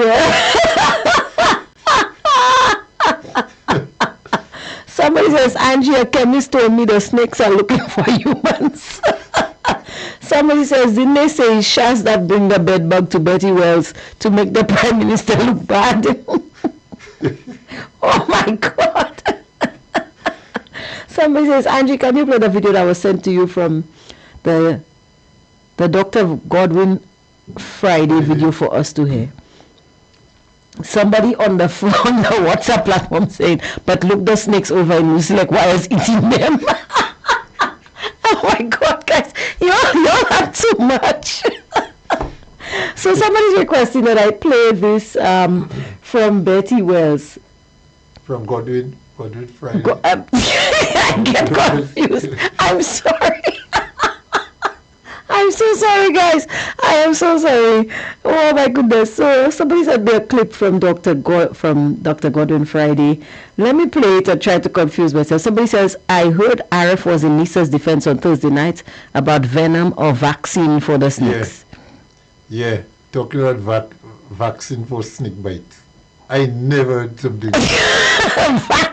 Vaccine for snake bite.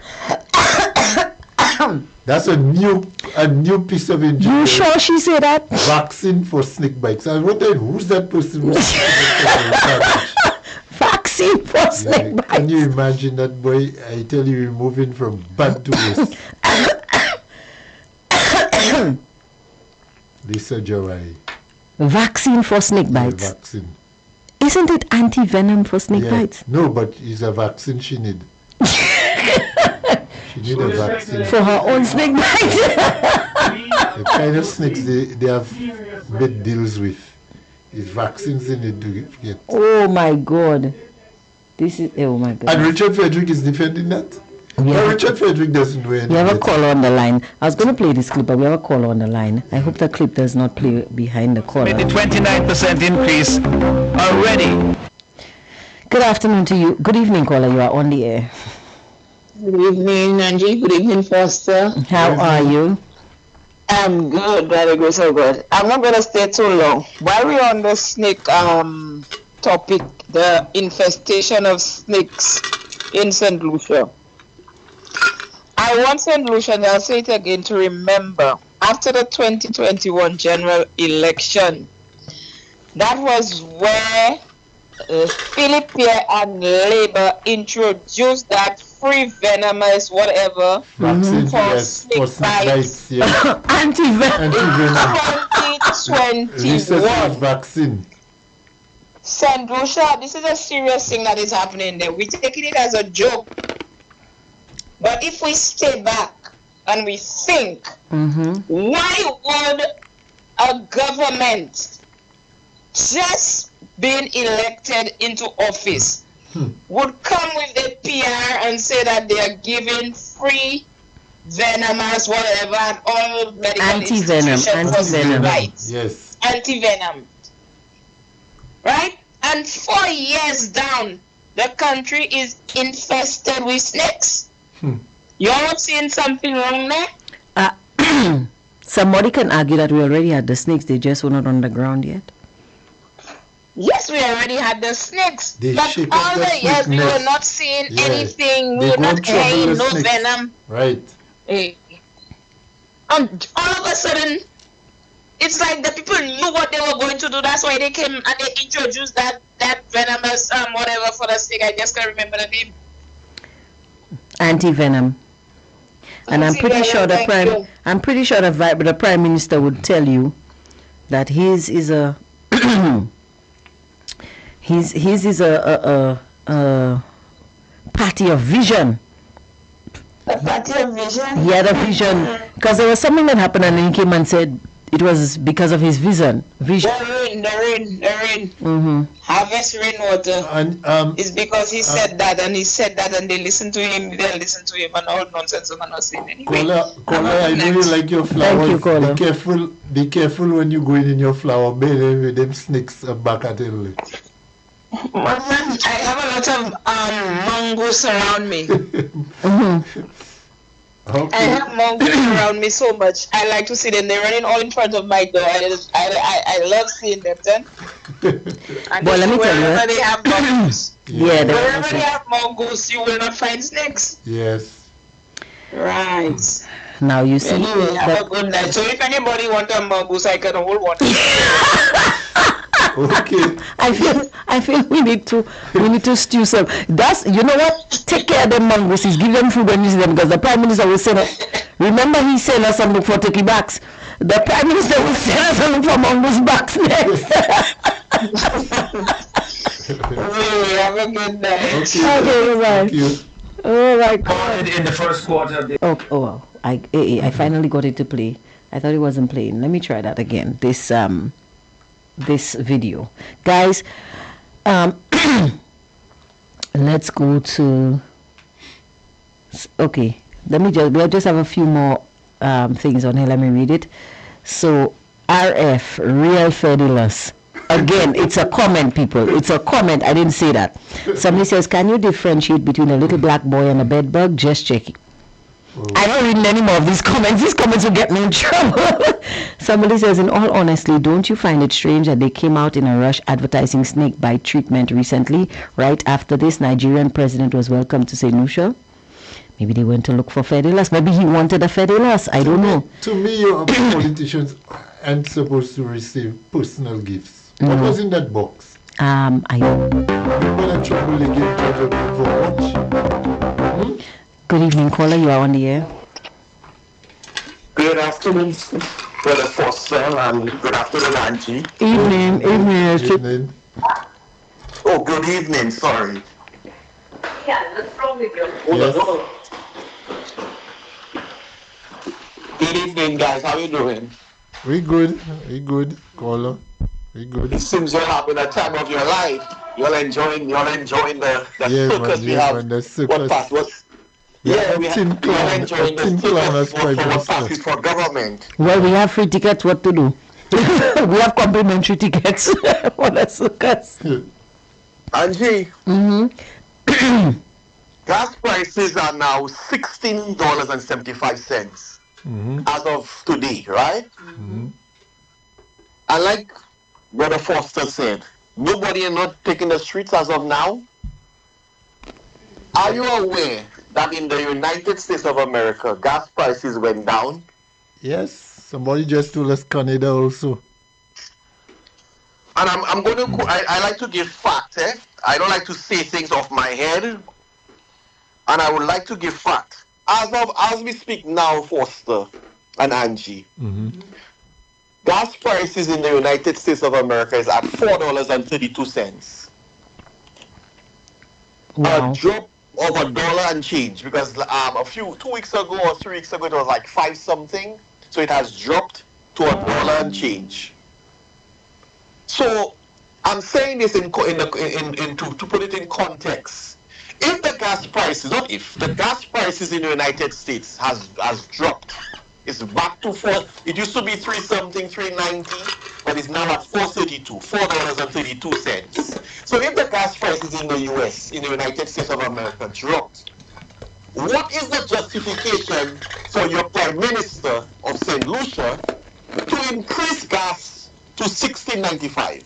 What is the justification for that, Angie and Foster? He will say it's a war, Ian, but let me tell you. The war? Let me tell you something. we need to be on the road as early as tomorrow morning. That's what I'm saying, because I say that in to say Caller, that if in the United States, if I may jump in, he said it was global oil prices caused by, let me give you the correct quote. The increase in oil prices are due mainly to factors beyond our control. He said crude oil rose by approximately 5.5% during the review period, climbing above US $100 per barrel amid ongoing geopolitical tensions that continue to impact global energy markets. His words, not mine. But that is nonsensical, because I have just proven that what the Prime Minister said there earlier today is nonsensical. It's not true. If gas prices went down, has gone down, and somebody said in Canada it went down, and I've just proven that gas prices went down in the US. As we speak now, it's at $4.32. That excuse flies out the window.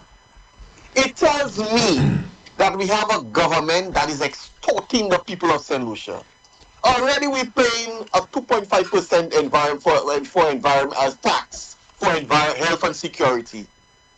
Already we're paying more for groceries in the supermarket.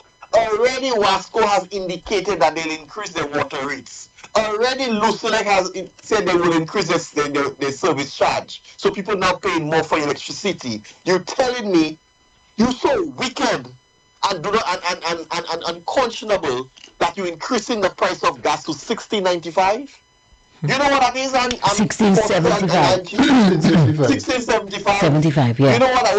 You know what's the next move? You know what will happen next? What will happen next? And mark my words, I want to see if Godfrey Ferdinand and the minibus drivers will not ask for an increase, a bus fare increase. I want to see. I don't want them to get a cent. Because when 75 cents might sound little, but it adds up. That means it's 75 cents more, which is like almost $1. Now look at the trickery in Philippe. Look at the trickery, Foster and Angie. If he could have rounded up to $1, to bring it back to $17, but he put it at $16.75. You see that trickery?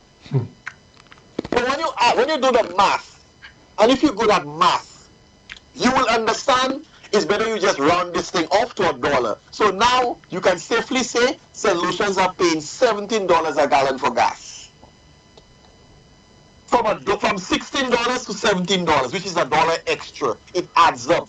That is $1 extra that you have to find from your pocket, deep down in your pocket, and pay for gas at the pump. You understand what's happening? Mm-hmm. And you're telling me St. Lucians will sit there and say nothing about that? They protested, they made a big fanfare under Alan Shastry administration when the gas prices was at $13.95. And mind you, it was capped at $13.95. You remember that, Angie? And yes, I do. But yeah, before we forget, I want you to comment on that too.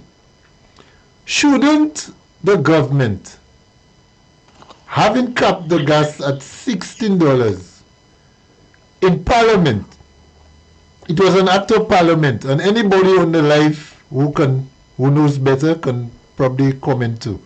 Shouldn't they have gone to Parliament to do that, to uncap it? Because remember, UWP did that at $14.95. It was in Parliament, Yeah, but you must understand, Foster, that's a good observation, but you must understand you're dealing with two different administrations. One that is a circus called this SLP administration, and you have the other one which was a serious government called the UWP. So the circus government that we have called the St. Lucia Labour Party administration, because Angie do not like people to say, and I agree, the St. Lucia Labour Party government, which is correct, they would not go to Parliament and legislate anything. You know why? Because I'm telling you, gas prices will go up again. You see that $16.75 he increased the gas to today? I am predicting, I'm not a guardian, I am predicting that he will have to come back to the people of St. Lucia and say, hey, you know what? I have to bring it up to $17 a gallon. Because you see what is happening right now, Foster and Angie, the St. Lucia Labour Party administration, the revenue stream is getting thinner and thinner and thinner. The no money drying. is coming in. Already the tourism numbers not looking good. It's dismal. So there's less money coming into the country. So they have to squeeze the blood and suck the blood out of the poor St. Lucians. And that gas at the pump is an outlet or is an avenue to do such. That is wicked. People are struggling already in St. Lucia. They cannot even make ends meet. Basic living is a struggle. Light bill has gone up. Wasco is increasing its rates, and we're not even getting money for value for money with Wasco. There's some areas in some communities, people are left without potable water for weeks and weeks and months. Can you believe that you're not getting water and you still get a price hike? Current is higher. The Mario that living one thing on in the house, only a little television, still paying almost 100% higher water electricity rates, you know. Foster, let me tell you that. Hold on. No, that is why I am so happy that my brother just bought a solar generator and I have solar lights. So while you all paying more for electricity, and I feel your pain. I have to take off. I think, Angie, kudos to your brother. He was forward thinking, and I would encourage many St. Lucians like Foster and the others to follow suit. Yeah, because we started with the perimeter lights outside. That's what he started with as a test to see how well they worked. Then the entire lights, all the lights in my house are solar. So when there was a blackout a few days ago, people were calling me and saying, "Oh, they have electricity by you, there's a blackout." And I'm like, really? I didn't notice. So you can say, Angie, kudos to your brother for being that forward thinking individual, and you're safe. But I was saying this, Henny said, Matthew and Wasco. I don't know if you're aware. I love my brothers. Yeah, Wasco is raising their prices. Yeah. I don't know if you heard Angie and Foster. Mm-hmm. The Prime Minister said he's going to borrow money. They had a joke of the day, of the century. He is going to borrow money from the Caribbean Development Bank to start an initiative, a program for people to do rain harvesting. You heard that? Yes. I try not to hear things that are detrimental to my brain cells because... So he's going to...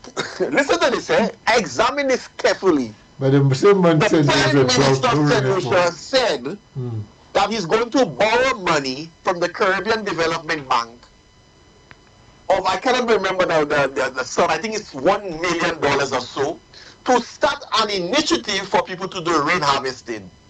What comical, what... I don't even know what words to use. You think maybe the Prime Minister just trying and figuring out ways to... Because don't forget, $110 million escaped from the... That's how I have to say it. Escaped from the CIP fund and hide out in the SSDF. Now, I noticed that the Prime Minister is doing a lot of initiatives to make people spend money. So... First there was the No VAT Day, but I guess that didn't score. Now they're putting feds all over the place, you know. Jazz, that didn't score either, the way they wanted it to now score. They want to have, how they call it, mass on the square? Yeah, mass in the yard, all kinds of mass. Mass in the yard. They want to all have. All sorts of pappy show. Wasting the scarce financial resources that we have as a country. They're putting on carnival and all of these other things because they're trying to pull that $110 million back. That's my take. Guys, this is my personal opinion. How do you want to do it? How are they going to do that? I don't know. Angie, I know I was in the supermarket and I saw a great support of the SLP. And guys, I'm so sorry. I don't laugh. Huh? Don't laugh, Foster. You know you like to laugh. But I was actually watching to see if she was paying for her groceries with a voucher. But I don't know if she saw me watching her because she didn't take out the voucher. She took out money. Or maybe she don't have vouchers anymore. Because you not tell me that people still have vouchers there, so I'm looking to see if actually those vouchers are done. It expired in March. Those vouchers were used to buy votes. Yeah. Were used to buy votes. Elections are over. The Labour Party won the election and said there's no use for supporters like I always tell you that, Angie and Foster. You see the little supporters on the ground, they don't matter to the St. Lucia Labour Party, They only matter when it's campaign to put them in office to do the little dirty little work. The people who matter are the elites. You have to be a part of a clique, a group.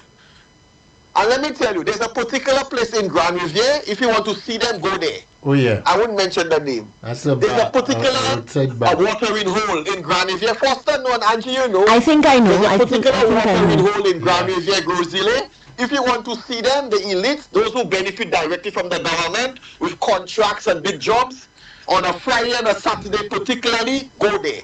These are the people that benefit from the St. Lucia Labour Party largesse. Not this common lady we saw in the supermarket over the weekend. But I was saying, $110 million, like you said, passed through the CIP. It escaped. It escaped the CIP. Yeah, and landed on the SSDF. A thief in the night. Right. Went into the SSDF. No accountability. No audits done. We just know $110 million passed through there. And I think it got a change of identity because then it disappeared. Then it disappeared. Yeah. It had vanished. Mm-hmm. No accountability, no reports given, and St. Lucians just sit there and say nothing. Now, our Prime Minister have to make back that money because that's money lost during a campaign. So he has to increase gas to $16.75. And we just keep our royal... But it's not just gas, guys. It's not just gas. Let's be serious for a minute. All jokes aside, it's not just gas. Do you realize that the rents that vendors are paying to operate on the street have increased? The rents for the all government vending facilities, Anchorage, do you know that the vending booths behind Anchorage, I was told, I have it on good authority that they are $1,000 a month, and these booths are the same size as the ones at the Bido Park facility. And the Bido Park facility, it was going for something. I don't know what it is now. I need to find out from my sources if this rent has increased. And the rent at the Jeremy Street Plaza has increased. And also, we're being told when the new vendors arcade comes back on stream, that rent also will be increased. So everything is being increased. Government, the price of bread has increased, the price of bus fare has increased, and I'm pretty sure we're heading for another increase. The government is squeezing the lifeblood out of honest, hard-working St. Lucians. And according to Richard Frederick, don't tell me you vote for me, because I wasn't in the booth with you. Angie, you will get more increases. Tut bagay muti. You know why? Because I said to you a few weeks ago that our public service is heavy. There's too much. The government of St. Lucia, this government cannot maintain that public service, and they're making it worse. Right. Are you aware? And I'm not mentioning the minister's name on your show. Mm-hmm. I don't want to put your show in any hot water. Right. But I'm just telling you that's factual. Are you aware that there's a certain government minister who employed his niece at a certain ministry, and his nephew is his personal is his attaché? Are you aware of that? I heard rumors, unsubstantiated claims. Not rumors, it's factual. I think he confirmed that. Oh, he did. Oh, he confirmed that. But what's wrong with his previous attaché? Have they ever said why he went? Apparently, they're no longer attached. They no longer. No. That's an unholy alliance, right? That's an unholy alliance from the inception, and that's a marriage that has been broken. So let us not go there. But I say this to say, and Foster, you said he confirmed that. Yeah. Okay, so that's factual. There was a shoe, yes, he had a yellow shoe nut. You know he doesn't have secrets already. So those increases, the money must come from somewhere, Angie and Foster. So you will get those increases. So gas has to go up at 1675. Bread has to go up. 2.5% levy, environment, health and security must stay. Because remember, let us not forget that the Prime Minister said that the health and security levy was for only 2 years. And then when they challenged him, he said he never said it was for 2 years. You remember that, Angie? Yeah. If the health and security levy was not for 2 years, right? Why is it that when Chrissy Bakey asked the Prime Minister at the pre-cabinet press briefing, Prime Minister, the health and security levy was due to expire this year. When can we expect to see it come off the books? And the Prime Minister responded, it's not coming off the books, it's staying. Why didn't he correct her when she asked him that question? But you know the Prime Minister never answers a question, Angie. He will never answer. Because he answered her. He said it is staying on the books, it's not coming off. But I'm saying, if it is... He didn't give the proper answer. He should have said, but who told you it... Exactly. Yes. My point exactly. It was for 2 years. That was never said. Exactly. Yes. Why didn't he correct her then? Because she asked him the question, Prime Minister, the health and security levy, which should have expired, which was there for 2 years, it is set to expire this year. When can we see it come off the books? And he said, it's not coming off the books, it's staying. He never said it was never for 2 years. Yeah. He's only saying that now. And you can go back and check the clip. But before, he said in the parliament, and I heard the Prime Minister myself, not nobody told me that, I heard him myself that he's indicated in the parliament that the health and security levy was for only a 2 year period. Because he told us to make a sacrifice. And he told St. Lucians, we all have to make a sacrifice. It's for better, it's to improve healthcare and security. Healthcare and security is at its worst. But are you aware? Do you know, Angie and Foster? If you answer that, if you know, you can answer me. How many public relations persons we have in the Prime Minister's office? Do you know the amount, the number? Yes. We have the Unabomber, we have a number of them, So there is the press secretary, which is Melissa Paul. We have the communications officer in the form of Mr. Riani Isidore. We have the communications director in the form of Miss Trisha Lilac-Hill. What's her name? No, Trisha Lionel. Sorry. Trisha Lionel. Right. All those people. So is Mondi. What is she? And Mondi is Atashi. My God. So 4 people doing. No, not 4. We checked about at least 6 people. No, guys. Let me go back. It's the press secretary, Melissa Paul, communications officer, Riani Isidore, communications director, Trisha Lionel, and attaché Mondi Lewis. So you have at least all of those people. All of those people preparing the nonsense Philip here speaking there on paper for. Not only that, Foster.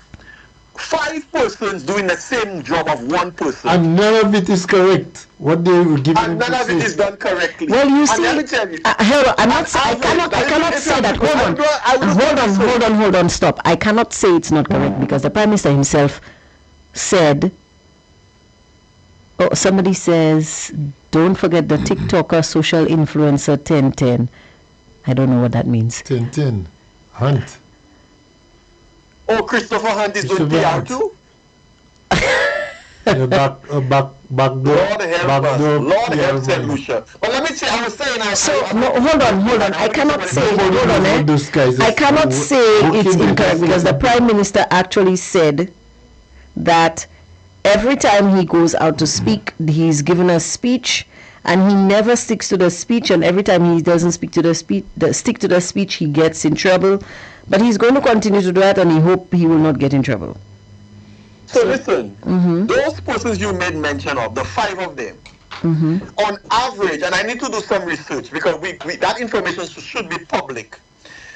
Their salary is about minimum $2,000. I think way more than that. I think way more than that, Kola. I think way more than that. I'm just being kind here. At least minimum 2,000. No, So way you're more than looking that, at Kola. Kola, okay. Okay. I worked in the public sector as a nutrition officer. I think I was grade 4 or whatever, grade 3 or grade 4, I think, about there. That's already over $2,000. And I was getting $2,600. So. And those people adding are up, grade 10 or so. Right. Those people are getting at least $4,000. All of them. Okay, so 4,000. Okay? Basic. So that's already on average, because we just averaging $20,000 for for 4 positions or 5 positions that one person can do. One You see person where can do the wastage, where the wastage is? You see why the Prime Minister must increase gas on the box of St. Lucians to $16.75? But where was those persons working before? Where was Monday working before? Where was those people who are reading news not even getting a salary? And then let me tell you, Professor, then in the Ministry of Health, you have a press person. In the Ministry of Agriculture, Ministry you of have Health. a press person. Ministry of All Health those is this girl. Oh my God. What's her name? She used to be at Choice. Onika something or other. Yeah, Onika, yeah. Onika is at Ministry of Health. Jesse Leos is at Sustainable Development. John is at Equity. Sant is at Tourism. Sant is a PR guy too? Yes, at the Ministry of Tourism, Sant Justin. My God, Lord help. We also have, if I can, I'm trying to remember all of them correctly. We need to do an exercise and irrelevant. Do some research and find out, get a list. Chris Sapney is at Education. There's another one at Agriculture. I can't remember the name right now, but most of them, every single ministry has their own PR. We need to conduct an exercise, get all the list of all those persons and what ministries they're doing PR for. Because I'm not picking on anybody, but I'm just saying this is where the wastage is. You're paying people to do PR. What do you? The permanent secretary is like the policy maker of a ministry. So if you want to highlight the work of the ministry, it's called communication. It's not called PR. It's called communications department. Communication. But the permanent secretary is capable to tell people what the ministry is doing. You don't need a communications people to do that. That is just wastage, and that's the point I'm trying to make. That is where he has to increase gas to $16.75 because the money must come from somewhere. He has to keep the health and security tax. And let's not forget Miguel Favre. Must come from somewhere. Let's not forget Miguel Favre at Nemo. Lord help me. No, he at CSA. He's at CSA. That's another one. Yes. CSA. I'm gonna drop the line, but I'm just saying, guys, the money must come from somewhere. St. Lucia right now is at a crossroad. There's no money coming in. There's no revenue coming in. Tourism numbers are dismal. Sad to say. So the government that we elected with a 16-1 majority must find the money from somewhere. So where do they get the money? Where are they looking for the money? To squeeze you and I. So water rates will go up. Light bill gone up. Everything gone up. Health and security stays at 2.5. And so gas has gone up. I will encourage, Yellow Man has a song, everything. I was just thinking about that. Everything gone up. That is the most apt song right now to play before you end the program, ING, because let me tell you something, we are in trouble. We are in serious trouble as a country, and before they say I'm a prophet of gloom and doom, because they love to say that, the reality is more things will increase. more frustration. And let me tell you, the government have not shown me. This administration have not shown me with all the taxes, all the money, extra revenue that they're making. Where is it going? What is the benefit for the what is the trickle down benefit for the average solution? I'm not seeing it. I don't know if Foster's seen it or Angie, you've seen it, but from my vantage point, I am not seeing it. Ian, I think I'll head for the hills, you know. No, they have snakes. Don't go there. Don't go there. They have shocking wire. Foster, that might be a wise decision because already your constituency is infested with snakes. I saw something on Facebook where the Marshall River is like a forest. Yeah. Imagine how low can we get as a people? When I grew up in Marshall, that was one of the most cleanest rivers you can find in St. Lucia, in the city. When deceased, the Honorable Romanus Lansico was the parliamentary rep for Marshall, for East Castries. He made it a duty to desil that Marshall River at least once a month. You remember that, Foster? I remember fishing. People used to fish in the Marshall River. That's not never true. You all telling fibs and I went to the Marshall School. I saw guys fishing in the Marshall River. Yeah, these are things I saw as a Marshall boy growing up. I'm a Marshall man, you know. You were in your glasses at the time. The school is on the river bank, you know. Were you wearing your glasses at the time? Yeah. People used to even do their laundry on the river bank there. That river was so I tell you. Because the City Romanus Lansico made it his duty to ensure that river got desilted so that in the hurricane season, because mind you, I'm Foster, let us not forget, we are officially in the hurricane season. And if, God forbid, when the heavy rains start and the river overflows, who is to blame for that? Your MP, who is the Prime Minister of the country. So if the Prime Minister of the country cannot see the need to maintain a cleanliness in his constituency, you think he can manage the country? I mean, St. Lucia, come on, we can do better. Have a blessed day, guys, and good program. Okay, thank you for that. Ian. Angie, now I said I have some questions for Philippe. Yeah, just now before you have questions for Philippe. Special request. Okay.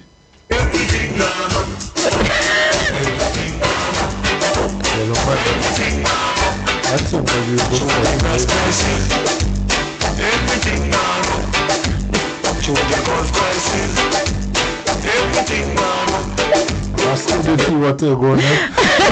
Now, we can't really play music because, Facebook is going to block our live, but I just had to drop that one. Mr. Pierre, I want to ask you some questions.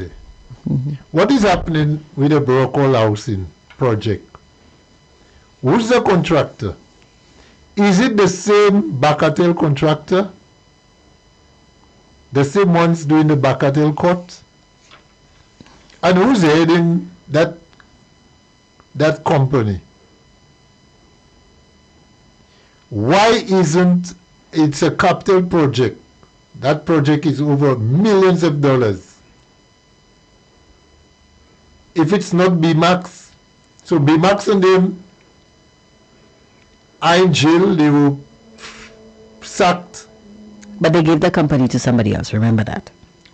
Who is doing that, spending that money at Rockall? We need to know that. We need to know why those projects are in the hands of certain people and that the government cannot put a face to. Who's the contractor and what's the cost of that housing project now? Is it lower? Is it higher? The local people need to know. We don't know. But Foster, give us an update on that project, because some people were asking, somebody was asking me, they said they saw one house up and it was a very big house. It's a plywood house. I thought it was an office. I don't know if it's a model house, a sample, but it has windows, it has balcony. I don't know. But is that what plywood that they're going to build it? But is that what was proposed? That's not a no, it was housing units. How many they said? It was concrete, it has residential, it has commercial and all kinds of things. But what I saw they build it, to me it's not built like a a shed on a construction site, Angie. It's a house, and I have pictures of it there now. Yeah, because someone told me, someone was asking me about it, and I couldn't say anything because, of course, I'm not the Prime Minister. And the Prime Minister will not address that because, you know, the Prime Minister have not, the same way they have not accounted for what's going on with GPH and NH, Halls of Justice. Everything is a secret with Philip here. But I tell you, y'all are not going to come Rockall to do papi show, you know, to do your nastiness in Rockall, you know.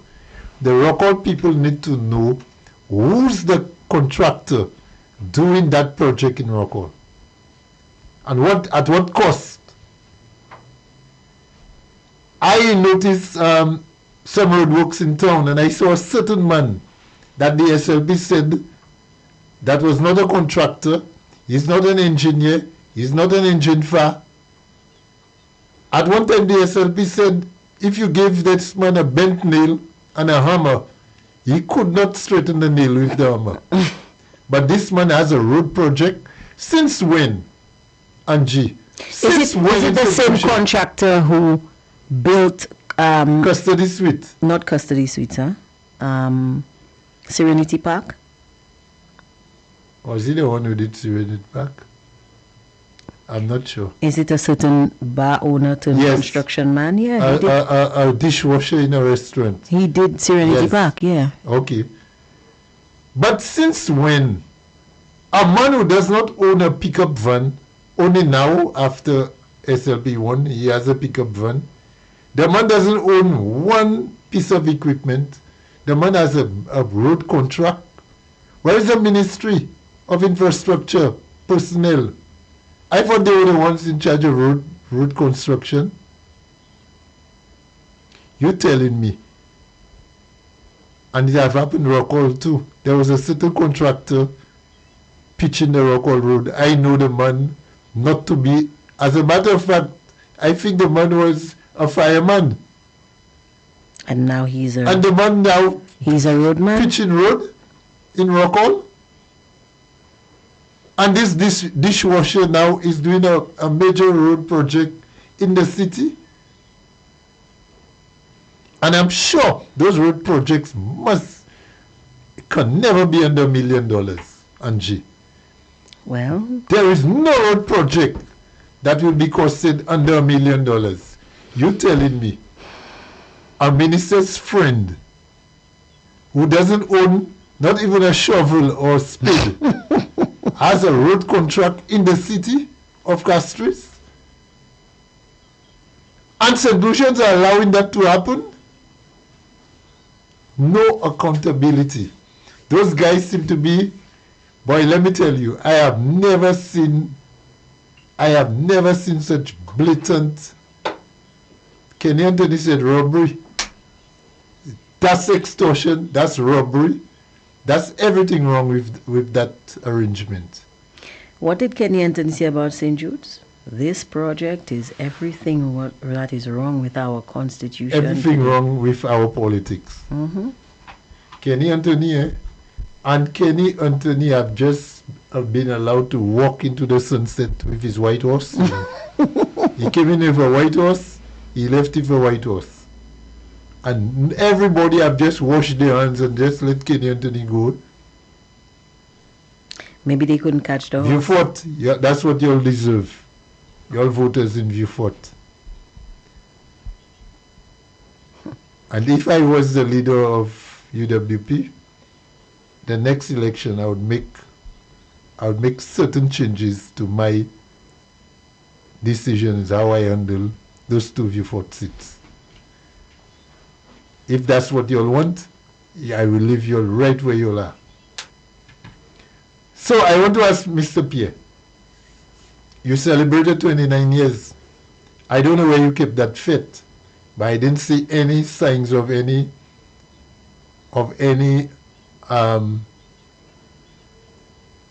celebration of that anniversary.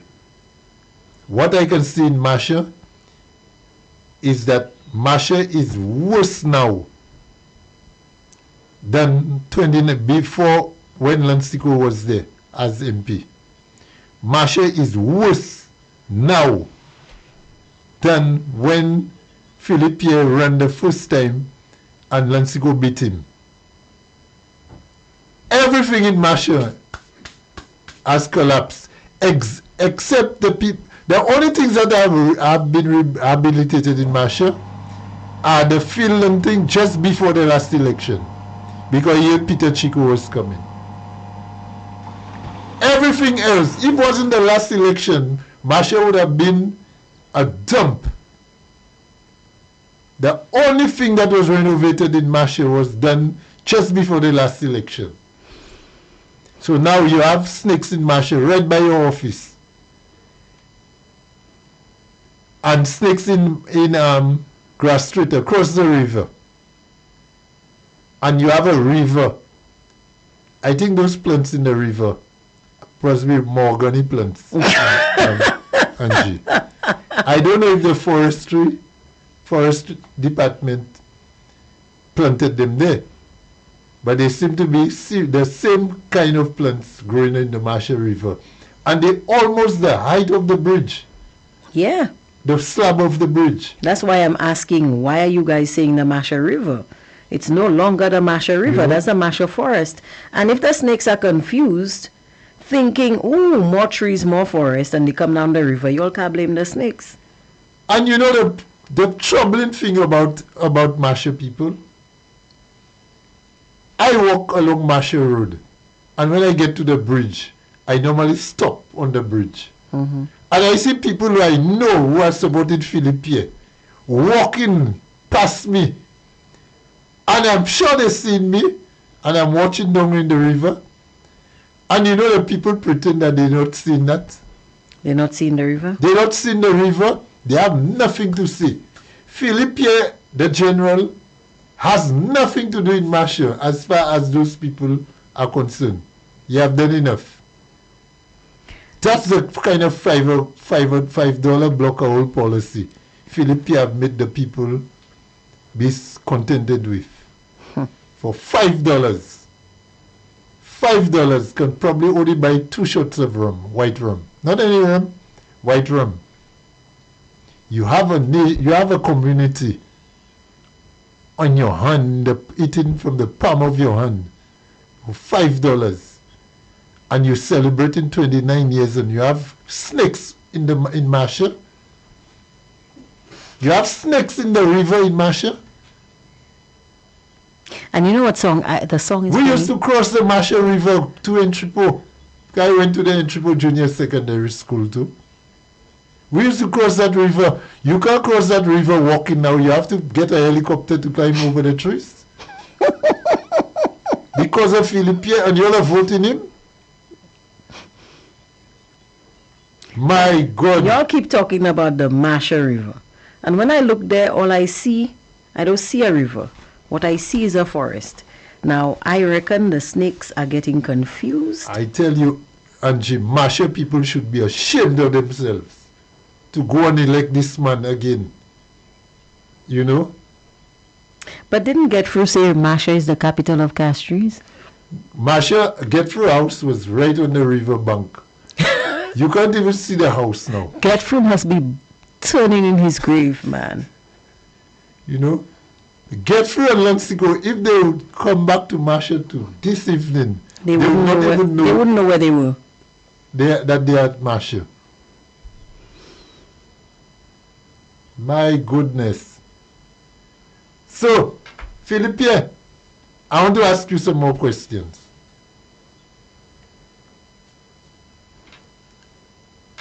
Since the Halls of Justice excluded any accommodation for police, because the original plan of the for the Halls of Justice included police barracks.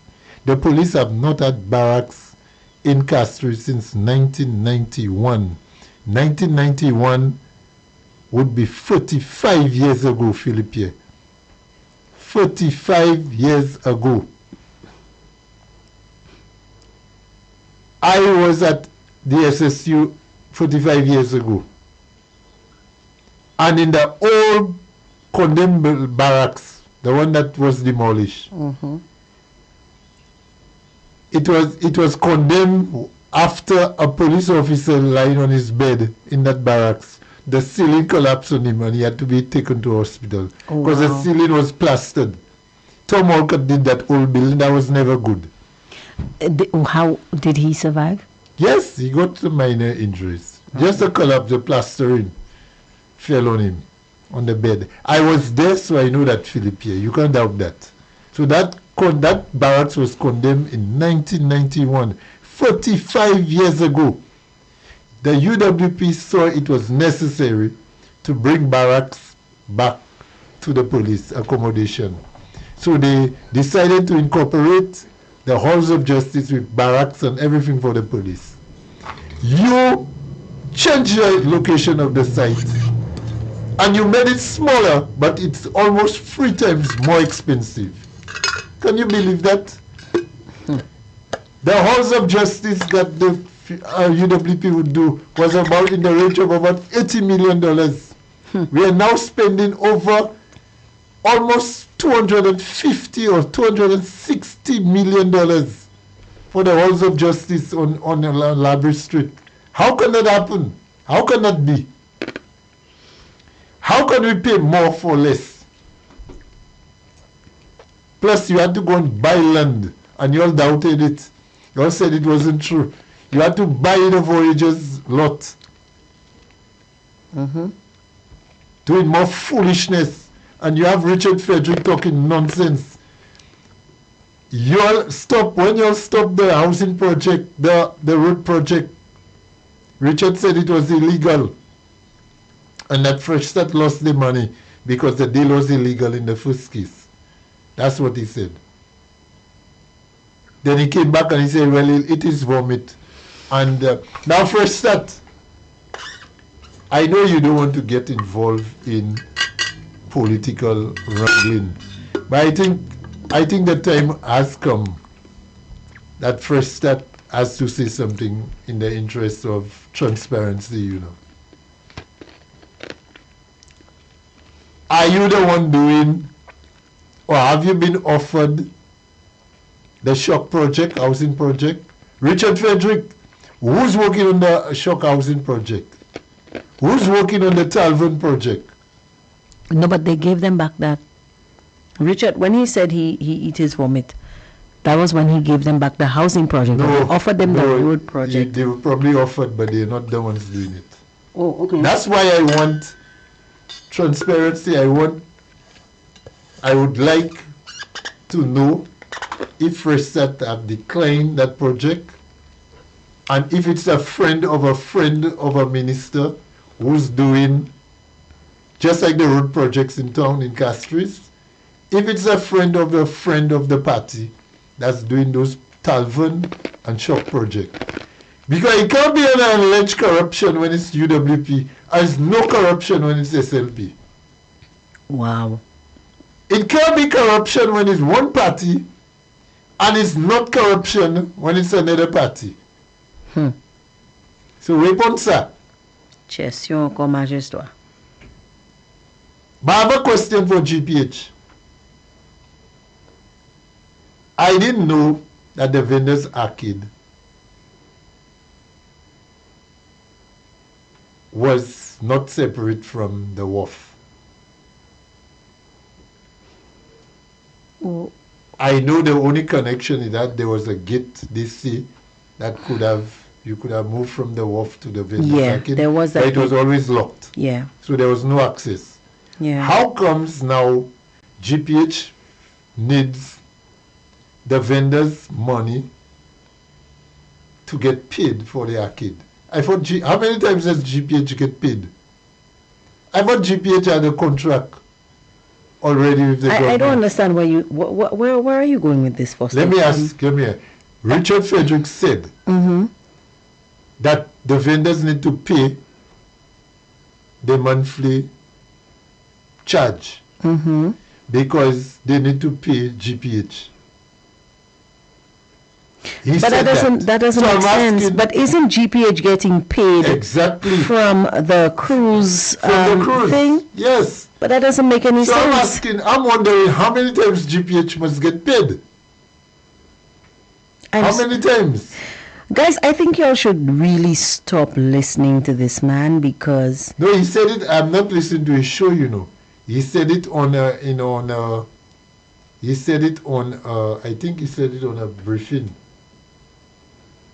He said it on a briefing. I must double check, but he said it. That I heard him say it, and I saw him saying it on that program. But honestly, this doesn't make any sense. This is quite confusing. Because I have the clip, you know. This is quite confusing. I'll tell you why. Because initially, maybe I should have a conversation with Ras Ipa Isaac about this. Maybe call him and speak with him on the air and talk about this issue, because this is getting confusing now, guys. You sure Ipa knows anything about that? Yeah, because he was. Let me tell you something. He was first and foremost. He was in the forefront of the negotiations, and I remember interviewing him several times. So I know he knows about this. I've spoken to Ipa very recently. Yeah. So. Right, about a week ago. Right now, from what I heard, GPH is taking over our cruise infrastructure, everything to do with cruise tourism, which includes the arcade. But they're getting paid. They are investing. They're redeveloping the arcade. They're redeveloping the waterfront building, the boardwalk, although I don't see any boards.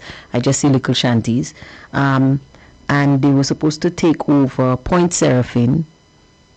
And hold on, initially they were supposed to take over Point Seraphin and the La Place Carénage area there. Point Seraphin said point blank, no, this is not going to happen. We're not for this. We're not a part of this. Do what you want on the other side, but over here, stay away. And I recall I recall clearly GPH putting out a press release saying that Point Seraphin is not one of their partners and they are not cooperative. They don't want anything to do with the GPH deal. And that's why I've said several times, kudos to whoever is in charge of Point Seraphin. Because can you explain what you understand by what GPH said about Point Seraphin? They said Point Seraphin is not one of their partners, that they are not on board. So in the cruise ship is at Point Seraphin. Who's in charge of it? Point Seraphin. Is it so? I think so. Because Point Seraphin... That cannot happen. I know GPH put out a press release a few years ago to say that Point Seraphin is not one of their partners and they are not on board with GPH. They put out a press release. I recall that correctly because I remember saying kudos this government to minister, because whoever's in charge of Point Seraphin, they said point blank, no, they're not in that. They are not involved. But I have some news. I want to ask you a question. But hold on, let me just finish. The taxi drivers. Hold on. So GPH coming for you. Yes, GPH was supposed to take over. GPH was supposed to take over security. They were supposed to take care of the sale of water. So they were buying the water from Wasco and then selling it to the cruise ports, to the cruise ships. At least that's what I think was happening. GPH was also supposed to take over the vendors. And I think the people at Point Seraphin said, no, they're not on board. They're not dealing with that. So, yes, the vendors arcade, but the thing is, they promised, they were supposed to redevelop the arcade, redevelop all of that, and then they were supposed to collect vending fees, like rents, and they were supposed to collect the head tax. So I guess, yeah. But it should have. For GPH to be paid vendors fee from the vendors for renovating the arcade. No. It's a sin, you know. It's not for renovating the arcade. When a new facility is built, GPH. Which new facility are you talking about? What they're building now. You don't see the new facility going up at the La Place Carénage car park, where the fire service, fire station, and police station used to be. So is there another arcade to be built? No. Angie, you know that space is smaller than the arcade space, right? I know, that's why the booths are smaller. So when a new arcade is going? That's So the what new they're doing arcade. there, that's the new arcade. That's the new arcade, because where the old arcade is, in fact, I have photos of that, you know. I am so confused right I now. have photos of that new arcade, you know. Right here, right now. No, If you could have shown the people that. You're telling me the government made a deal so with GPH? because I think they said that you don't need to show the people the photos. The same thing they see on the boardwalk, that's what's there, and they just put My God. separations in it. But the arcade is supposed to be revamped. There's supposed to be access from Point Seraphine. I'm sorry, I keep saying Point Seraphine, but it's La Place Carénage, to go into the thing. I don't know. I can't remember. I think we need more clarity on this thing, you know, because this thing is getting confusing. The way the minister is speaking GPH about have this, never been explained to the people. the way the minister is speaking about this is not the way. It's not the impression that we got initially. So maybe the plans have changed, because I don't understand how the minister end up in that all of a sudden. And somebody called me today and asked, who is the Minister of Infrastructure? And I said, Short Edward. And the person said, but why is I thought it was Richard Frederick. Why is Richard Frederick going on live saying he built road? And then somebody else called and was asking. Building the road. Is he building it? You And- don't know, they have not seen what's going on. And This then country now, with projects, Angie. and then now, somebody is calling and asking the same questions that you're asking about GPH. So I am just. A man who washes glasses in a restaurant is doing a road project in the city. He washes glasses in a restaurant? Yeah, that's what the man, a bartender, a dishwasher, the man is. Oh. That's what SLP calls Listen, the man. I was so confused because I thought you meant his eyeglasses. No. The Sorry. man washes dishes in a restaurant, and the man now have built ministry, he have built custody suite, he have built, now he's into road construction, and nobody has a problem with that. The same SLP people who calling the man a dishwasher. Or maybe he finished washing the dishes already. I don't know. I'm not the one saying it. Our people have a problem, you know. So, I'm asking a question. The taxi drivers operating La Place Carénage and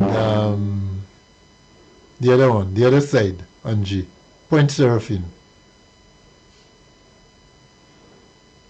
Are you all ready for the takeover and the new rules that GPH are going to put in place soon? All taxi drivers. And anything that has to do with the port, the persons arriving from Martinique on that Express des Îles there. Yeah, all of that, it will be under GPH. Are you all comfortable? And have you all gotten any word that GPH will restrict movement from or taxis coming onto the port to pick up anybody at all? And that includes Point Seraphine, La Place Carénage, and the wharf, Northern Wharf. Are you all ready for that? Is that what, have the government told you all that is the deal they signed with GPH?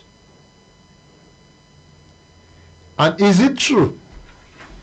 Is it true that the government is planning to take over the routes, Grosley route and Vieux-Fort route, with government buses, large buses? Mr. King spoke there about that some time ago. I have the clip. They're looking at two routes, Castries and Grosley and Vieux-Fort. Wow. You know, I think it would be Godfrey better. Ferdinand, have you heard about that? Have you prepared your people about that? So what will happen to the bus drivers? Will they be integrated in other routes? Or will they be given jobs to I think we drive will the not be doing buses? Shuttles, short trips. But the city, the plan is for the vehicles to enter into the Castries, bigger buses, and all the small buses will stay on the outskirts. That is the plan the government have. I don't see how that will work. Government cannot even maintain the little fleet of vehicles they have there. You think they will maintain big buses traveling to Vieux-Fort? But is that the plan by the Ministry of Infrastructure and Transport to take over the Grizzly route and the Vieux-Fort route? Questions. We need answers, Mr. Prime Minister. And GPH, we need answers. Are you coming for our vendors, our taxi drivers at Point Seraphine, La Place Carénage, and the Northern Wharf? Now you realize there is some... The Northern Wharf, no, but they said... But wait. You see, I'm telling you, this is so confusing. Isn't it Castries and Soufrière? Isn't it just Castries and Soufrière? I'm not talking about Soufrière. Nothing is happening on Soufrière. Don't worry what Emma talk about. Emma had a dinner already, and Emma got what... Emma alone knew what she was talking about. I'm talking about where the Martinique boat comes in. But that's not cruise. They're in charge of the cruise boats. Operating on the people port. The port affairs I'm talking about there. I'm asking questions. No, but the my goodness, the Prime Minister said about the Prime Minister said that GPH is going to take over the cruise operations. Sorry about the Prime Minister doesn't even know what he's talking about. So I heard you mention the port. You called them a name. There's a new company. St. Lucia Cruise Ports. St. Lucia Cruise Port. Yeah, they're a subsidiary of GPH. Yeah. And who's the head of that? Mr. Lancelot Arnold. Remember, you know the other players of that. You know the other players in that company? No, because the only thing I know is that the head are they former SLASPA people? The head of operations is a former SLASPA guy. In fact, I remember Alan Chasney talking about it quite clearly, saying that how is it that the brother of the guy who gave GPH the loan. And somebody on the live is trying to kill me. The person says Miguel tried to steal a hurricane at Nemo. I don't know what that means. Oh my God. Have they released the names of the storms for this year? I don't think so. We have a caller on the line. Check if it has a Miguel. We have a caller on the line.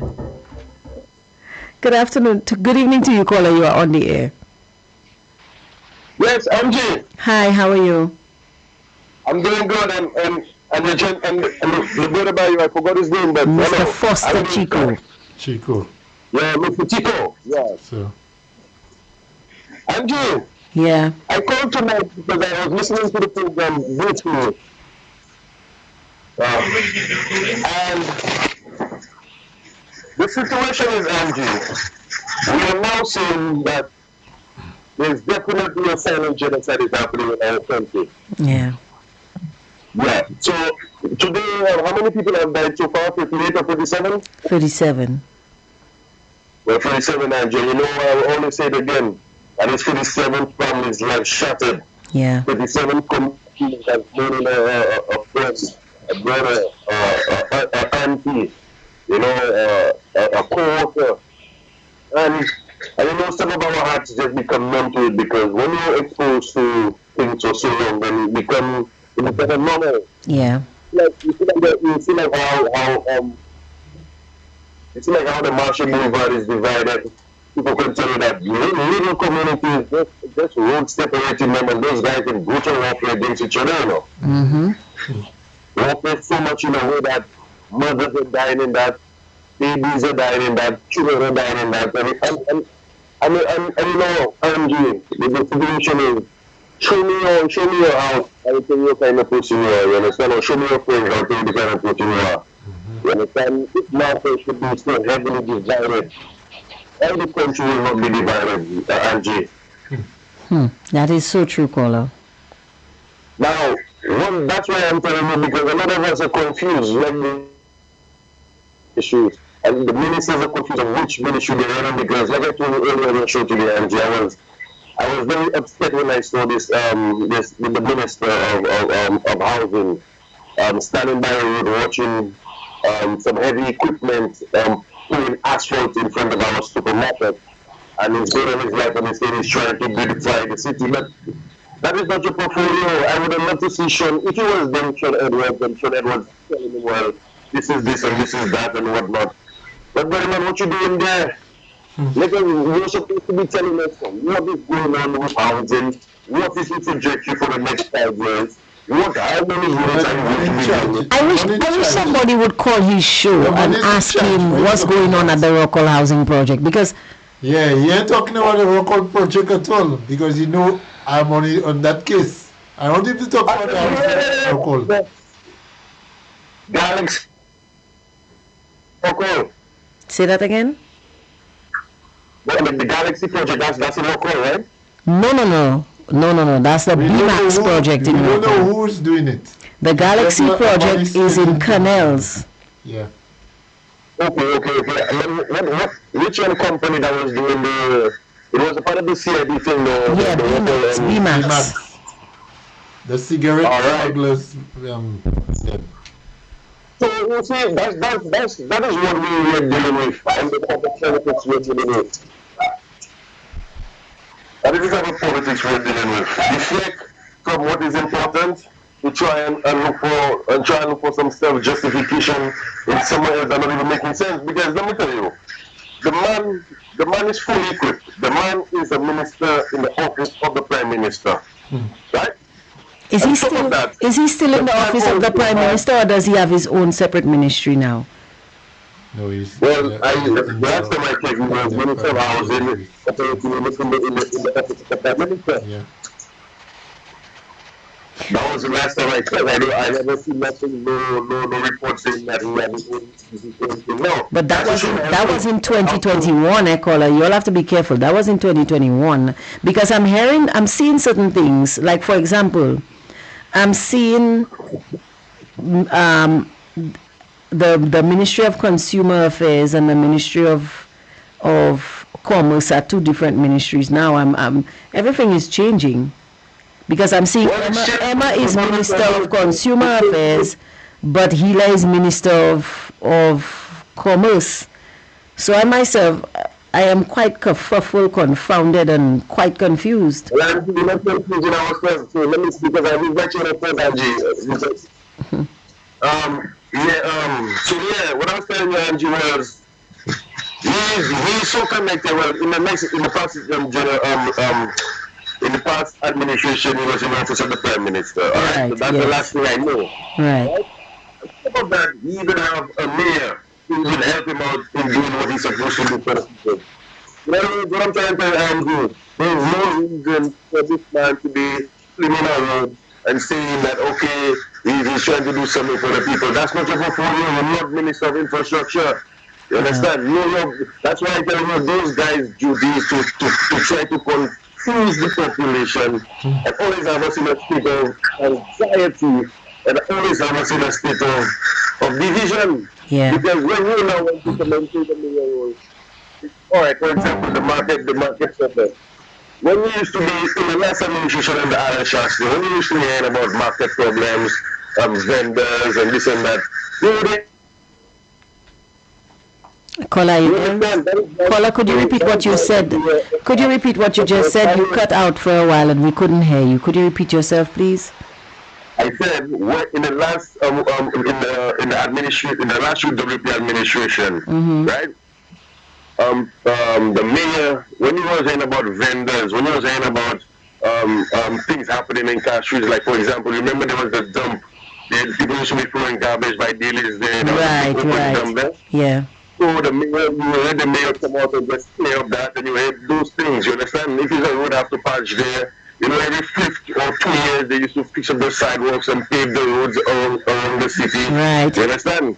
So that's a normal thing, you understand? But you're not here, like, for example, the minister.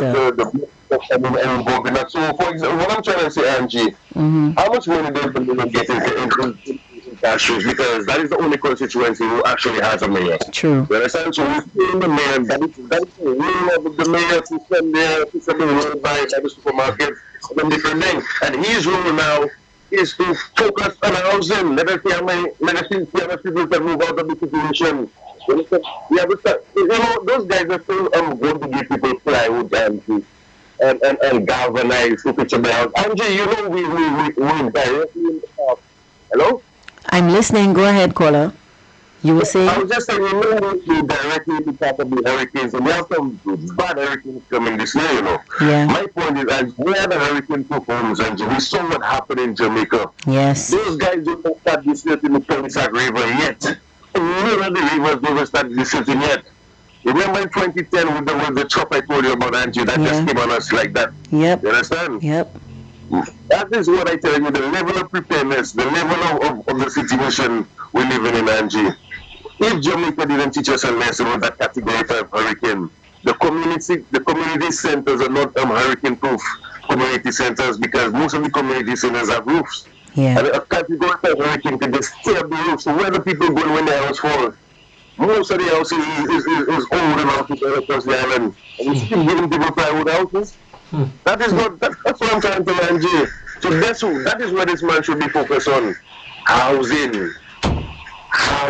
That is what people housing. You know, infrastructure. You're not that mayor. You're not that focus there. You're sure talking about housing. That's where you're supposed to be. I want this one, Angie. Thank you. Thank you.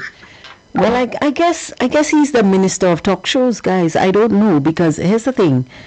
The man, why doesn't somebody have the gumption to call his show? Because they call his show, right? He takes calls. Why doesn't someone have the gumption to call his show and ask him these pertinent questions? Only his callers listen to him. Only his supporters listen to him.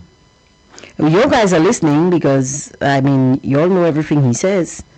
So somebody call the guy and ask him a question. Because I can't answer questions for the man. I don't know.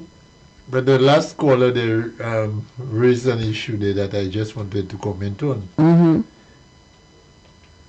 The minister is not infrastructure, but he is on a project showing, witnessing the paving of a road by a good friend of his who is the contractor. Mm-hmm.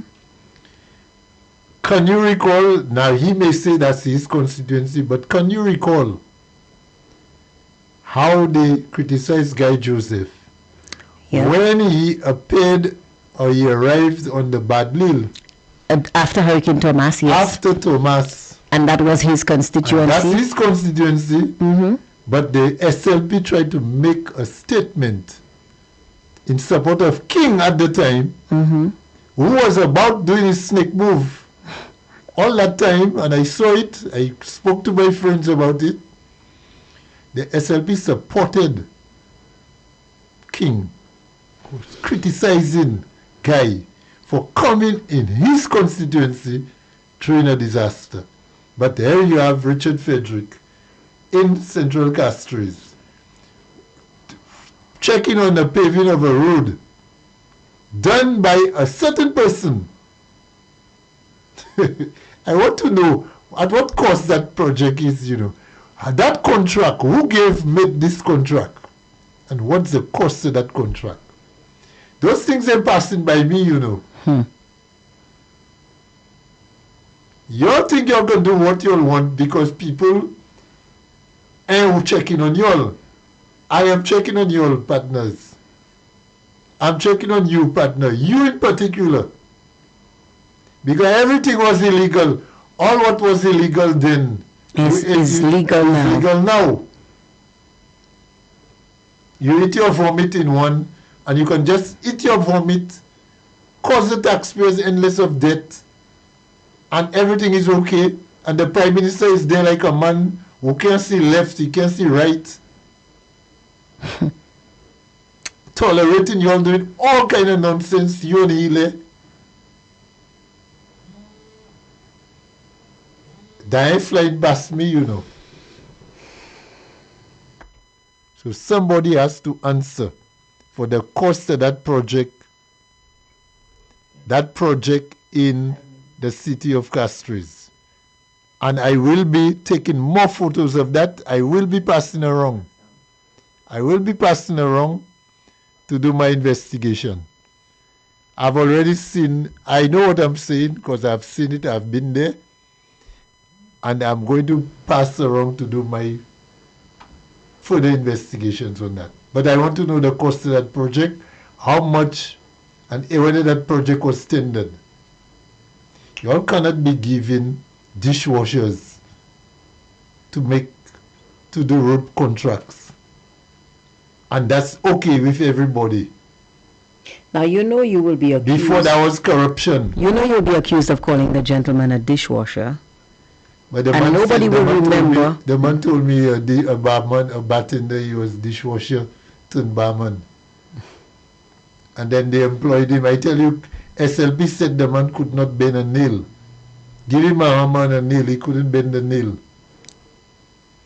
But now, because he's SLP in power, he can build custody suite, he can do this, he can do that, he can build Ministry of Housing, he can build a road. The man doesn't own a pickaxe, but he's a road contractor. Well, you'll have to account for that. Foster, the man will argue that he doesn't need to own the pickaxe because Reliable Tool Rentals renting them. The equipment that renting there is not $2, you know. I tell you that contract ain't under $5 million. You see that little piece of road, you see there? In town there? That ain't under $5 million that will be pocketed there. Because remember, trust me, Renault even renting Baco. And when I see the gentleman, I'm going to tell him that, you know. I'm going to ask him that, you know. I actually had a conversation with because the gentleman. Because with the Stockwell, I'm telling him, boy, you finally made $5 million. I actually had a conversation with the gentleman recently because he happens to be a friend of mine, and he did confirm to me that he was doing a project on that side. I will ask him the price of the He didn't tell me which one, but yeah. And he better not lie to me if he's listening. Don't try to lie to me because I'll find out the right amount. Remember, I think he would be very happy. Justice, you all expose it. Don't try to lie to me. I think he would be very happy to tell you the price, Foster.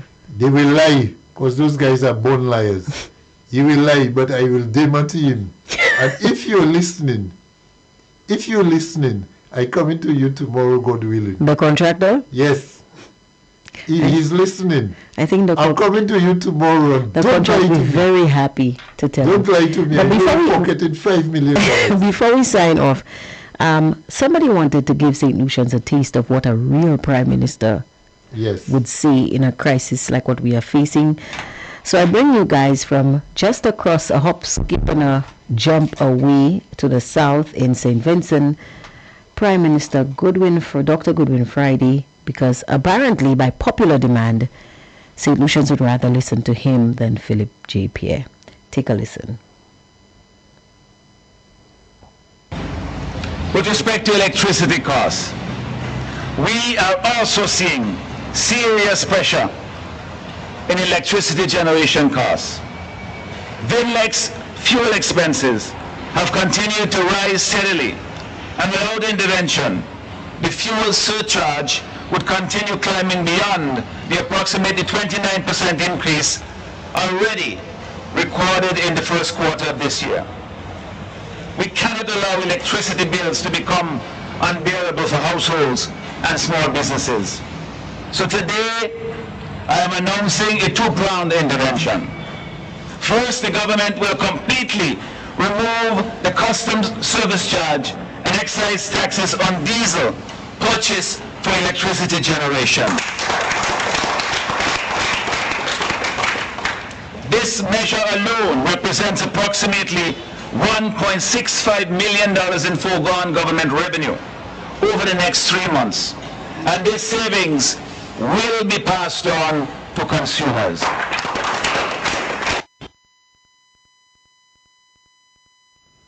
That's a full video. Yes. Wow. So it's Wow. on diesel only. I don't know. He said that they were. Can we let me listen again. Let's listen. Diesel he mentioned. Let's listen again. With respect to electricity costs, we are also seeing serious pressure in electricity generation costs. VINLEX fuel expenses have continued to rise steadily, and without intervention, the fuel surcharge would continue climbing beyond the approximately 29% increase already recorded in the first quarter of this year. We cannot allow electricity bills to become unbearable for households and small businesses. So today, I am announcing a two-pronged intervention. First, the government will completely remove the customs service charge and excise taxes on diesel purchased for electricity generation. This measure alone represents approximately $1.65 million in foregone government revenue over the next 3 months. And this savings will be passed on to consumers. So diesel bought by VINLEC, their answer to Lucelec, for electricity generation, the government has completely waived the customs and excise charges in a way, in an effort to reduce the cost of electricity for their consumers. And somebody on the live is saying that they are going to walk to St. Vincent. I'm gonna have to. I don't like walking too much, but I think it's time. I think it's time I start walking. Guys, thank you so much for joining us. Well, we're not going to hear that kind of thing. I really wish that we in St. Lucia had a government with this foresight. But we don't, guys. And as much as we would want that to be ours, we don't. And now I understand why people would rather listen to Dr. Friday than Philip J. Pierre. Guys, it's been a blast being here this evening with Mr. Chico and you guys, of course, making this job very, very worthwhile. Thank you so much for joining us here on Full Disclosure. Chico, over to you. Thank you. Have a safe evening, and until we meet again, bye-bye. Bye, guys. Now back to the music, because boy, it's been tough here in St. Lucia. Tough, and it's about to be tougher. See you guys tomorrow, same time, same place. Well, not same time, but back here on Fire 107.7 FM, because we have more things to discuss on Hard Talk. And we have not even gone through the latest pre-cabinet press briefing. So tomorrow we're going to do that. Guys, don't get upset when I play what the Prime Minister says, because he is the guy, the HNIC, the head guy